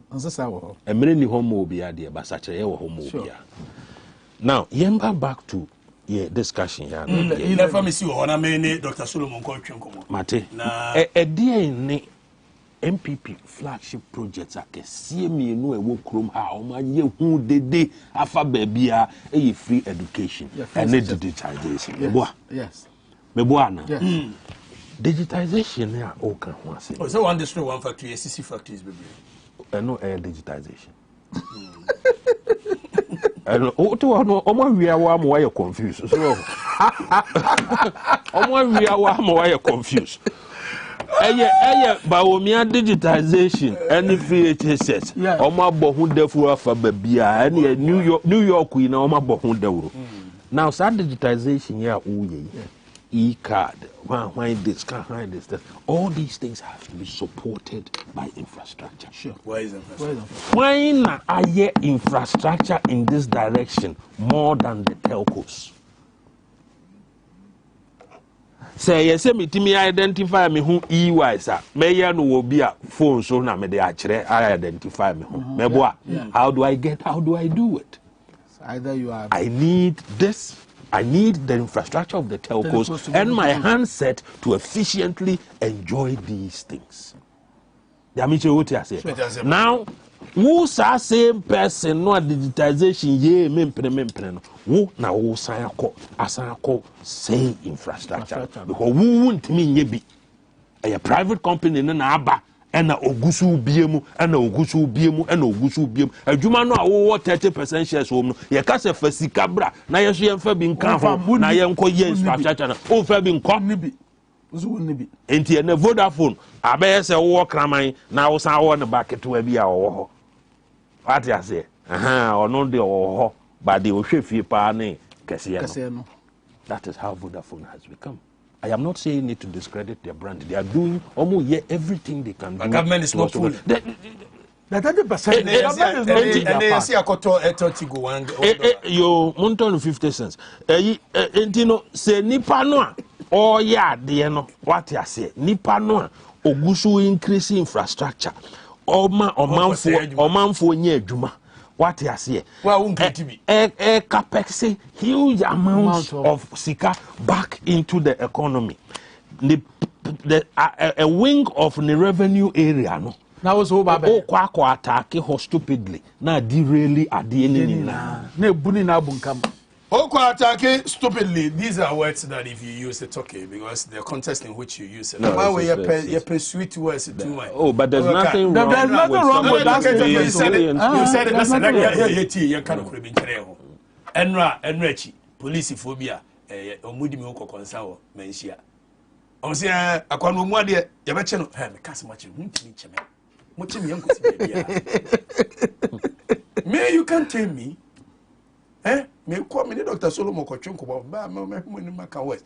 Mu shia me wo kwan mu a na police for ka de check ka bi ma yo no watete 2000 Ghana. Na ya ka wi anuma sakoto wa trate agufu ado ntie ba che munya rough police for munya rough ni enka no kora nkyere agufu ado na ba and I know police for dan bi yesi ni wo atomic eho ba chi ene siye police officers nketua no omu benya ba omunya ba bi nanu a omu no omo yire nom hyehyɛ dan mu a fridge si ha ye to ye pan na fridge omu sisi bo fridge mu no wo mo no edan yesi ese nkom kokotenam no mpedifo no hey no we also want it. Oh no police for ne kam Last week, 22,000, you say 2,200. Apartments have been handed over to Paul Kagame. All from ceiling to foundation is local materials. Local no foreign. Why you're handing over, you have to see the pictures.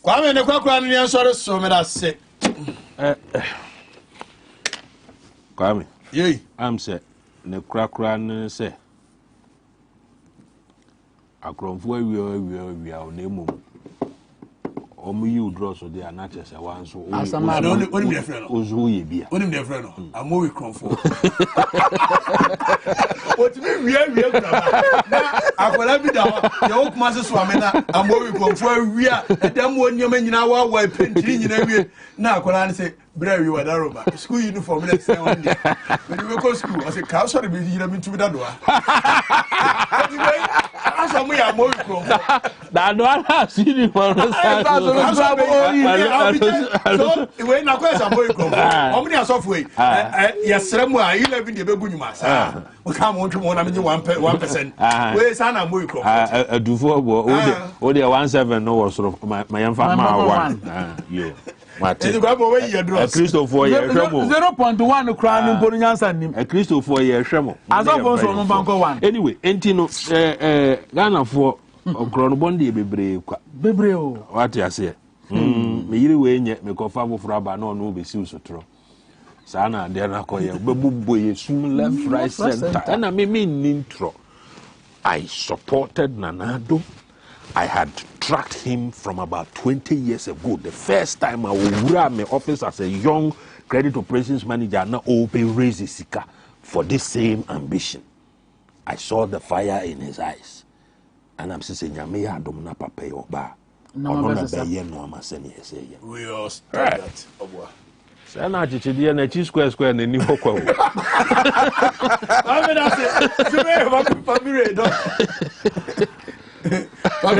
Yeah. Na mpesa amanfo mo sha asem se. Ghana oman no sesia no. Se ye economy no abunkam afaso. Na enye se obi na wa hyeda akwakoye bibi oho. Wo ma ye de ahye omo se omo ye no. Wo na am manage ne ye. Ede wo mo yefunu atoko. No more journey na egum at the expense of Ghanaians. And no na a problem am I say. What catch a teacher for say ombo belt na skin yo. Na west sanu with them. Who took anya jet or how the becono. Na wako haibi. No one can so more belt in Kwan. Or sister Jumano na so by a dear car. Unyeska. Others here. Now we know to Kanya. No, I high private jets. Now the name. Also, we your free chess. Shankwalana bra or more bra. Our four, I say, almost 2 extra. And son or more color, a bit to me. And the producers, we are on to my America, Cranian Cancer. Now, Chrono,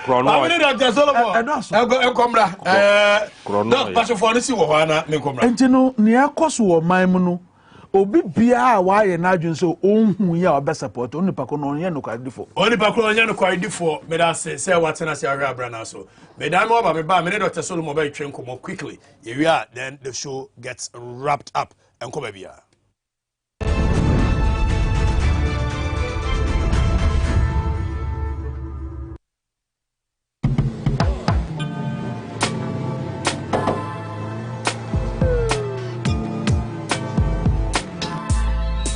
Welcome to AutoCheck Vehicle Diagnostic and Licensing Center. I hear my car can be checked here without going to so many hour crash. Sure.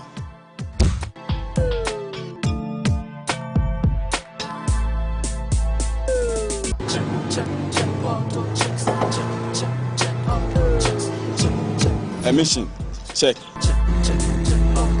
Alignment, check. Brakes, check. Visit AutoChecks at Koforidua Aquadrum Road for the roadworthiness of your vehicle, from saloon cars to heavy-duty industrial vehicles. Madam, your car is now ready for the road. Thank you so much. Auto checks. Check. Auto checks. Your safety, our priority. Check. Auto checks.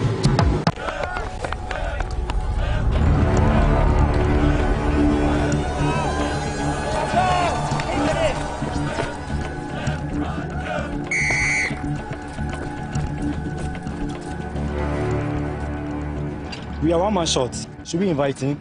Yeah. It be old cargo. Can I join you guys? Yeah.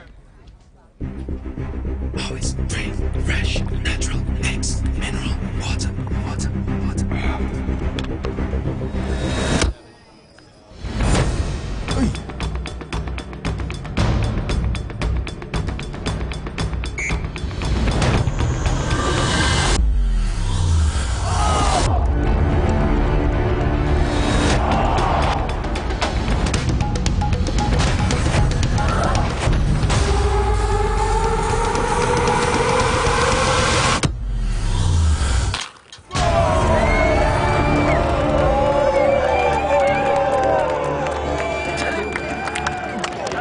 Still got it. Always keep hydrated naturally. That's my secret. Manufactured with the primary aim of preserving nature's finest minerals necessary for a healthy mind and body. X Natural Mineral Water. Simply natural.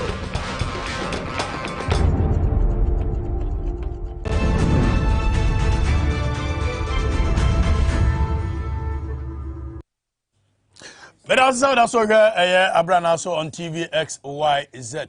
Medina Ensana Intimate Ensa. Okatechi every family and medi. And I'm a Dr. Solomon Abba a studio I chunkomo. Mami was a doc, sir, Yakasa Usisi, Wajonku, Wachiribramo, Wachirinka Sanio ya Adia Samoa. Adiana causes animal. That's a part, Mamintia, I for any name. And the Miss me for Kwame be. As soon as you say Kwame, I'm me a Kwakuna Kwame. Okay, see, I Santiago for more trade. I didn't see by Hadi or the better. Good. And now, on say, you fight your body na Nipabiana. Now, human skeleton. Your bones, fancy me from Sisia, me your upper bone, your lower bone. And your disc, your friend, if as a cartilage or brofum. So I had to say when I'm not so once a gragrel. It did not quite a car bushing a sandwich the two bones. Before some example, me shoulder, me walk cassette, me walk socket no, and I'm a ward the arm, not triceps, not ABC, not side junction, so you're the same disc, cut a sandwich the two bones. And I say, I shan't tell you, say we are two bones in inch. Let's see one, ye now where enter a doors. It's near cause and proteins, repair one tissues. To once I feel disc not a dante moon yen in age not airway. She said, oh, so share or more pension, 70 years a corner. Yeah, was she? Once only dried. I sort of orders a Casenquano and also down feeling nominal. With time yen not that disc in a hino. Nasa be someone said, with time two bones in emity and Asia. So what you once I feel what was a partner with two bones, no, a cancer. A basan a money bleedy. A quite a car absorbent not that dear Canada. Was a bear King Kong, a basan not what he pains, it was in him. The same to apply to your shoulder. To one, it's got to do with age and in Number two, a awkward movement as awkward landing. Fancy, mate Nasi, and I'm a ticker missy near two canny prum. Na malandi na me nine twisty e ba se no de ba ne se no muscle no on say up two bones no ya from this nation they say muscle na say homa na e connect afa so I say woni to o twisty no say e say when you say enti homa na e move out of place, okay, and I say what and I say pull out, okay, e ba sa se akobon say amount severe pains e wo bone no and muscle no na okatachi went na to pain capsules to pain capsules. And then the ointment aba. Yeah, to pain ye consider name mienu. Number one and the first herbal painkiller in this country called Ghana. You have said you perceive painkiller within 5 days. Nipa no tono. DNS ye. You share in vivo studies be as in carrying out the test inside living host. Here you was about department. You have male albino rat and female albino rat. You have form age bracket no go the benny between 55 to 85. Any woman one sebi it won't now I feel the tissue no ligaments na say disc no it was a one call 90 and on all cheso or no one or 90 do or test on the joint in the area. And about could you say that it can as I said fancy that yes the ebony name no a man also sampa or show symptoms of pain. I guess we're in anguish and I say no what you know. And I figure the saponins the year to pain ointment no to chin 9 man. It's the same thing to penning for no so. Anyway, the alkaloids are hold and anthraquinones are a what to pain capsules no more you inject no. What the body packer Christmas within 5 days, we say, I bought autobus no, I fed there or walking briskly or go straight. Okay. I bought an anchor or Nancy and this is no, I fed you also a move straight. Inference and as I say, HSS or bar, ye papanum penning for no, so room to pain capsules echo more. No one the ointment you see a pa, a yaona or within 5 days, it will defraud the man. Okay. Because the make us say obedient sciatic pain. Sciatic pain here, what way, you are home maybe a nerve. I found Tony Sono, I found Nanko Comuno, Eco soon than is from no. Yama no rojum, and I'm a consult teacher. Also, there be a 1 year activities more. Right. The artifact to what tables and after my one I am. And I say, then I stiff. Yes, I won't mean police. That is it. Now, to pain. Ointment no massage muscles na on say heat e cause expansion contraction right it heat no be ma adna aye nam le be say eye say no na fe to pain caps na ko inside no em wo mu no en so bo astrating a zero out e kum ko de wo mu no en na fe so to pain caps contain saponins abone say en e fa the induce the cell mitosis okay eye kwempe na fast produce ne ho fancy be akora be twa no ade me can the fast produce by no every place the man say muscle na ye nam and as with age no e boa mani produce e ma nerve no any intim back to normal. It will be all static pain at same to or no to pain capsules no inside. Now for it to pain ointment to see apart within 5 days. Never ho. I will say make can say is the first and number 1 herbal painkiller in this country called Ghana. Ya ba say meet my boy. Ye ma minimum sebe omu jonku sisi achia. Obi da ne konso. Ade to say be adan o so da afrafront to be enamwiem and obo na sum me na na enyo na na. Onse ye da yokoda capillo no esa what between your shoulder and your head na afa your neck say be na ya da straight but we come no pillow so pillow no combine ne kon ko ye say eti ade tie no o ye say for some time afa ma muscles na hwadom atene and na da ho ache nti I nam and that's I safe right what it to pain ointment ni twi ne kon no or we are not to pain capsules na ko inside within 5 days pain dey free for the aba no enya no ko obi nya accident bi and I drive any water car mu che I say you twi car na paddles na your right fancy your right leg no automatic one and you use no more na left one no there you intend use to with tables what you see ma we can't so far from the waist is here you say we nkwa na use into we bet you say we so nkwa ni mu bi to your bones is not twisted and I say mu ya na watch ya and that's how nanti as a Bedford driver na we ko side and side sisi na center boat etuayira no na kwa fani afa ti unya to pain ointment no massage topically and as all the massage no uhia why na be massage no no obetima ma o girlfriend ayama obetima oyira yama obabetima yama mo and also akobetima yama na for no to pain capsules no so ako inside I said the mechanism e fa so ye adwuma e nwa kire say waste no aye na makataris no o do ointment fa so expansion contraction ma dumpe na aka gegra no emu exercise absa na capsules e grow teflon as a disc no cartilage na abe sandwich it now within 5 days na sa pain every hono enye magic bia e sa na ye do no kan use department ya base de boa Ghana for ama pain na de free ho entina to pain capsules and afi to pain ointment your body man say e betu u pain but enkofo use eye enro bi eja wo modi ho adanse ya be say at least wo mfre na akomienu miensa bi eni ho adanse 0204155888 0204155944 obetimi afre na question na awa obetimi obisa Dr. Solomon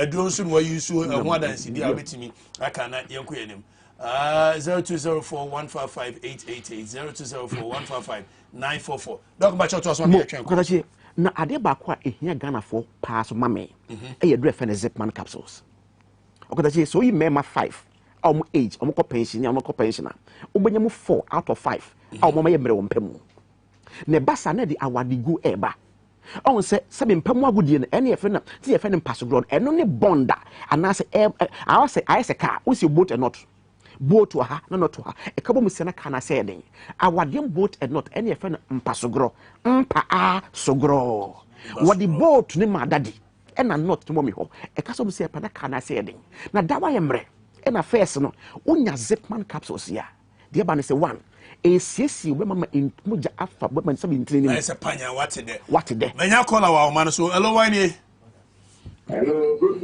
good morning your friend Francis Mr. Fafi Adels okay Francis Adels Francis draw away and I don't have so bisa doc me bisa asa asoko na oboko o wan penida John Raman Ama yeah, but we are talking about a year to pay capsules and ointment. Now, Okatachi, on say, Sebi, the same Bema Yamre. Another caller, our line is so hello, Winey. Hello. Yeah, Winey. Hello. Bacho Winey. Yeah, like I said, she's approved. I didn't have a so beside doc. Very fiki. I didn't have a so beside doc.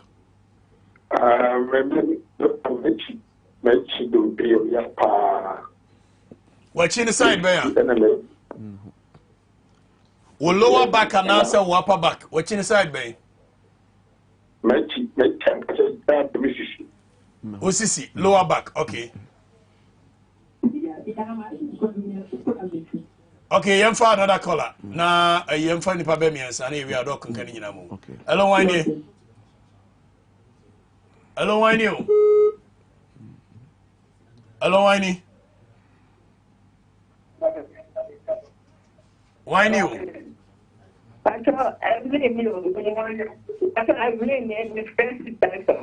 Taifa, but I didn't have a super doc. I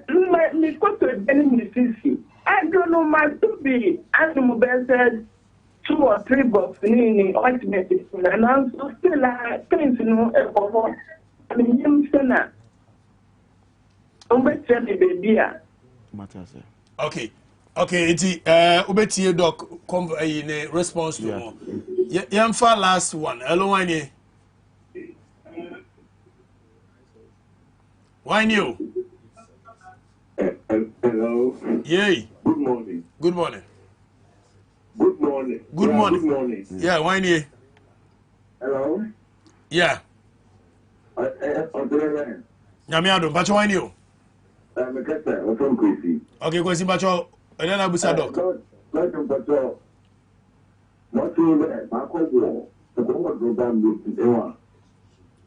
About that's your simple. The more people let me feel pain.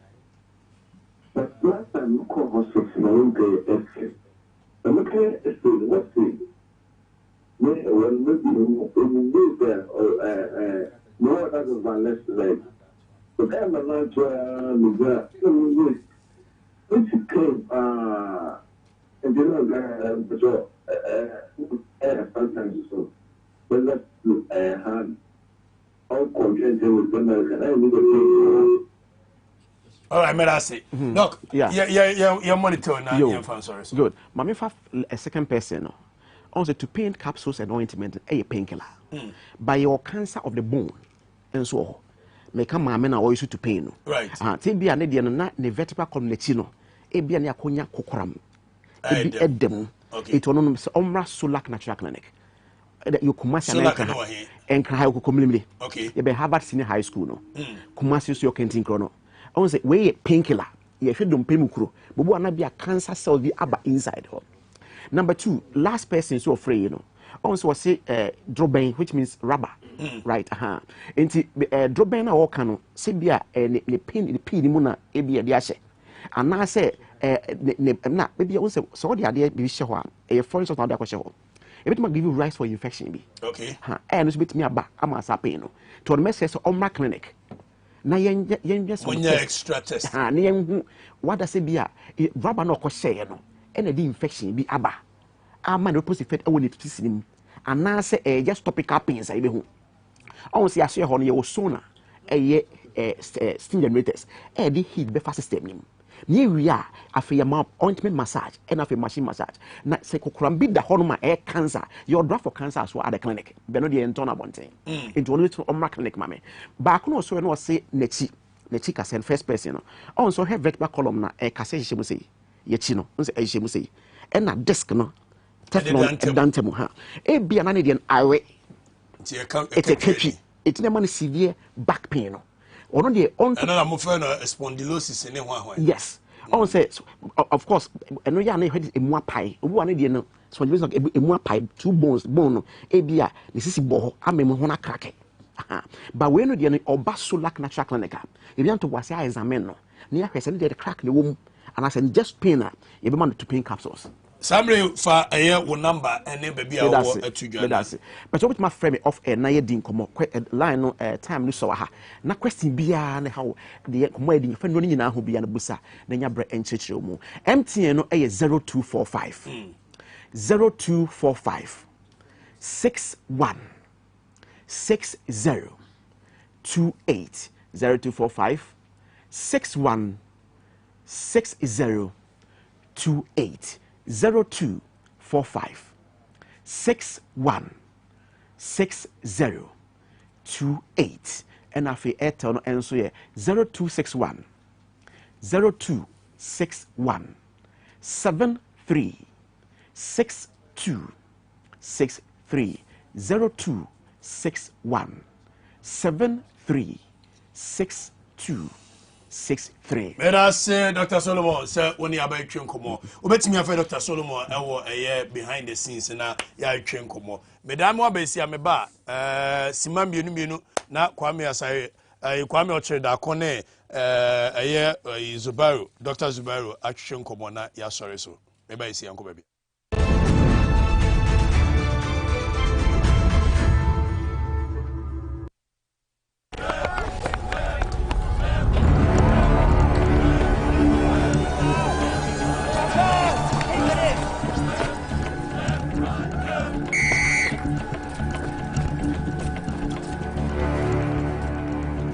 We are one man short. Should we invite him? Yeah. It be old cargo. Can I join you guys? Yeah. Always brave, fresh, natural, mix, mineral, water.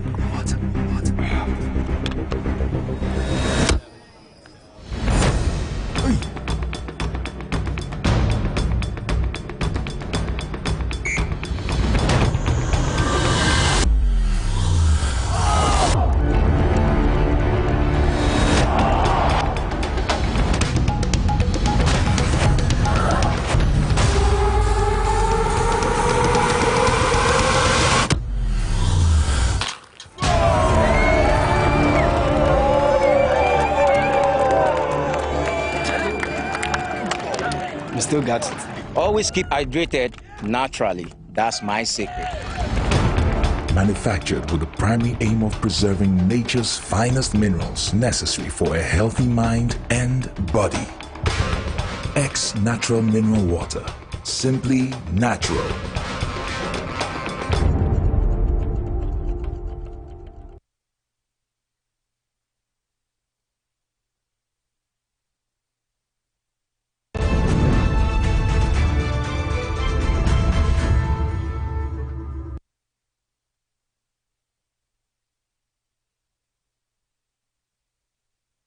Medan sada so hwe abrana so straight to doc tell na yen sori so ni amewo kan say Ghana for me catch am say semoje E11 no tum ena ya ton yesunsum e de amankrofo bi a omumfa saa to no emfa nya de papa emma yen say na ya kire da no so the general report say esimesi sikana omojeje elia no omase no yankonkoje a besinde obi ankoje hwe year after year sankrofo no so yan yi omadi omase no yeah sanso am wo kwan ma omase so abesen foforo biam it doesn't make sense hwe non tax revenue crampo should resolve all this so mechanical character because of my monocarry share data at the UNTAD United Nations Trade Commission export data in our name as Ghana for our cocoa, our oil, and what have you. Quantities now compared to the report to Bank of Ghana. They under declared. Under declaration. They under declared. They under declared. Say yentum anyesa an correct sa de na yesem sa beti 11 na mama betena sa ye ofenda. Corona omo boy o me ka chew. Say na wo ka san crofo na omo boy krono a mo fi say yenu si chi ye ntene ye hu hwe no. O say en sori me uniform no ntene do. Amori Crawford. Amori Crawford. Amori Crawford. Amori. Aye, Amori. Says on the Bibi. I'm not painting in our car. I says I'm quite old. I will be some choirs and Amori Crawford. And no, Mrs. And no, and there are 2 years. And they are quala and there almost say, Womuko school. A sign say, Amambo Bonia. Womu ehun baby omo ni be fantene nkwala no better na omo bete amba bete kwame famisi aha I'm say baby aye duru no de aya asefem edi nanado ne okano foriata ne omo keka ho mo fanche me ma fa honorable anka ho ne his excellence. There is nothing wrong with honorable biahu. Yes ramo yagia to mo biti ache yajiatu na wedi yes ramo Ghana for ya bre e ka mo bro ekuye so in 5 years ya mo baba mu yes ramo mo man so ha wa wi ya che wedi mo fanche unyai 11 no unyai 11 no because minimum said they are more na money. No ama matna TV so akane nei na mu bia ni ho amunim. Minimum munim de. Omunim. At mo de yade. Minimum munim de. Yes, ramo. Ba mo de yade bone. Yes. Munyai. Eye mo ye kakra ye. Ebe gu nkrofo nyuma nkrofo be ba betena fie. What you say? Mo foreign direct investments na mo de tumo no. I show bet. Bom. Yeah, me say what you say. Digitization na mo bo ho dawro no. Digitization na mo bo ho dawro no. Infrastructures here be the best support to digitization na mo bo ho. Mosumo kogu no. Enti yekoya na ye bai. Yekoya anaye bai kwa me la se me ede moja ho no. Aha abrana so Tvxyz. Ma menka mo se President Kufuor ebaye no. Ghana or the eco HIPIC, ye catcher internal loans are now 4.8 billion. All free abem from 2005 to 2008 in a space of 3 years. Or the year free 4.8 billion, echo 9.8 billion. So it means exponentially President Kufuor in 3 years boka 1.5 billion Ghana for every year. And we see A and T bida to President Kufuor ya Antoaba ama womo MPP for in 2009. Professor Mills befa no different 9.8 billion no they call 36 billion. So every year be an no increase from President Kufuor 1.5 billion equal 4.5 billion. And you see hey President Mills need your mama dear muye ni mama befa free 36 billion no at least one day hunu KJT Dubai Central Market ne hwan obo ye bosia no or the year free 36 billion the equal 122 billion. That means Mahama the 86 billion ebeka. So every year na Mahama boka guho 20 billion every year man chirima so mumetio every year. Ni see hey John Mahama wa bonwo wonima mammo yampa mo no ni ankofa Kufuor ne kanoforiata ne Dr. Achembi Emra. Dr. Achembi ne Kufuor bai. Omo na so mun economy. John Mahama 20 billion every year na ne yakekemo no. Omobaye in the space of 5 years. Oma Bogana ekagu nchirima ho 244 billion. tienie and I know me was a mini Kwame Plus akotene TV so say enya Kufuor na de ye kan buy obi anga say nyon na de ba wa broke too much airtime 244 billion. Now we divided 244 billion within a space of 5 years. That means every year Kufuor is doing 43 billion a cabo no the good chirima. Your mama 20 billion years. Every year Kufuor boka 43 billion. We no just say over 100% increment of your mama boni and woody. It is say you bet now I'm a Kufuor obey with you. I don't know your mama na antwas when in Zimuno. Me de mesremo. Mama ya adwene mu na ho. The days of me MPP me NDC system no it should move away. Look, me my brega na fool at some point this weekend. Me time aso ba me mama lectures ke to we move from kono am Ghana for mu team. Mu say de ye kuma mu a na mu angasa mu sa tewo na we yakwaji sika na ye tie ma me kasam kiro me tie ho. Me nya jimifo. Me na me de Kufuor do bae. Ye mu de Kufuor do bae. It was hina maboa na me na ba wote akonwa so no se me pesika magimi anti ma ankosa wo hene ho na wo hene na me boa me etu no no ono na me ko no mu dwese magimi ho anso yakoma mama mu gimi anti yentime nkoma mo na mo amasa atene na mu di atam last year na me ma mienu na ewu enso still na me defix the country anim koma mu gimi anti wo da mo nkoso na mo ntena oni na da Kufuor do apan na da mo me did o kate chief for mensa. I'm done makawie de obadwene onwene wi get out. Our new word in class symbol. Okay. So when we are the class symbol of knowledge, strength, adaptability, energy, freedom, unity, hope, peacemaking, harmony, intelligence, power of love, strength. Said in class symbols when you know obiabra bobia ebia or boy na the sign and no paper no na ye the aka and in class symbols no. Okay. Now Ghana for tenasia who say said ya na do na Kufuor do ebu ne man ye ne je ho. And see, this is the Edinkra symbol for failure. What? It's a free medical. Side Edinkra symbol. Who spells him? You know, yeah.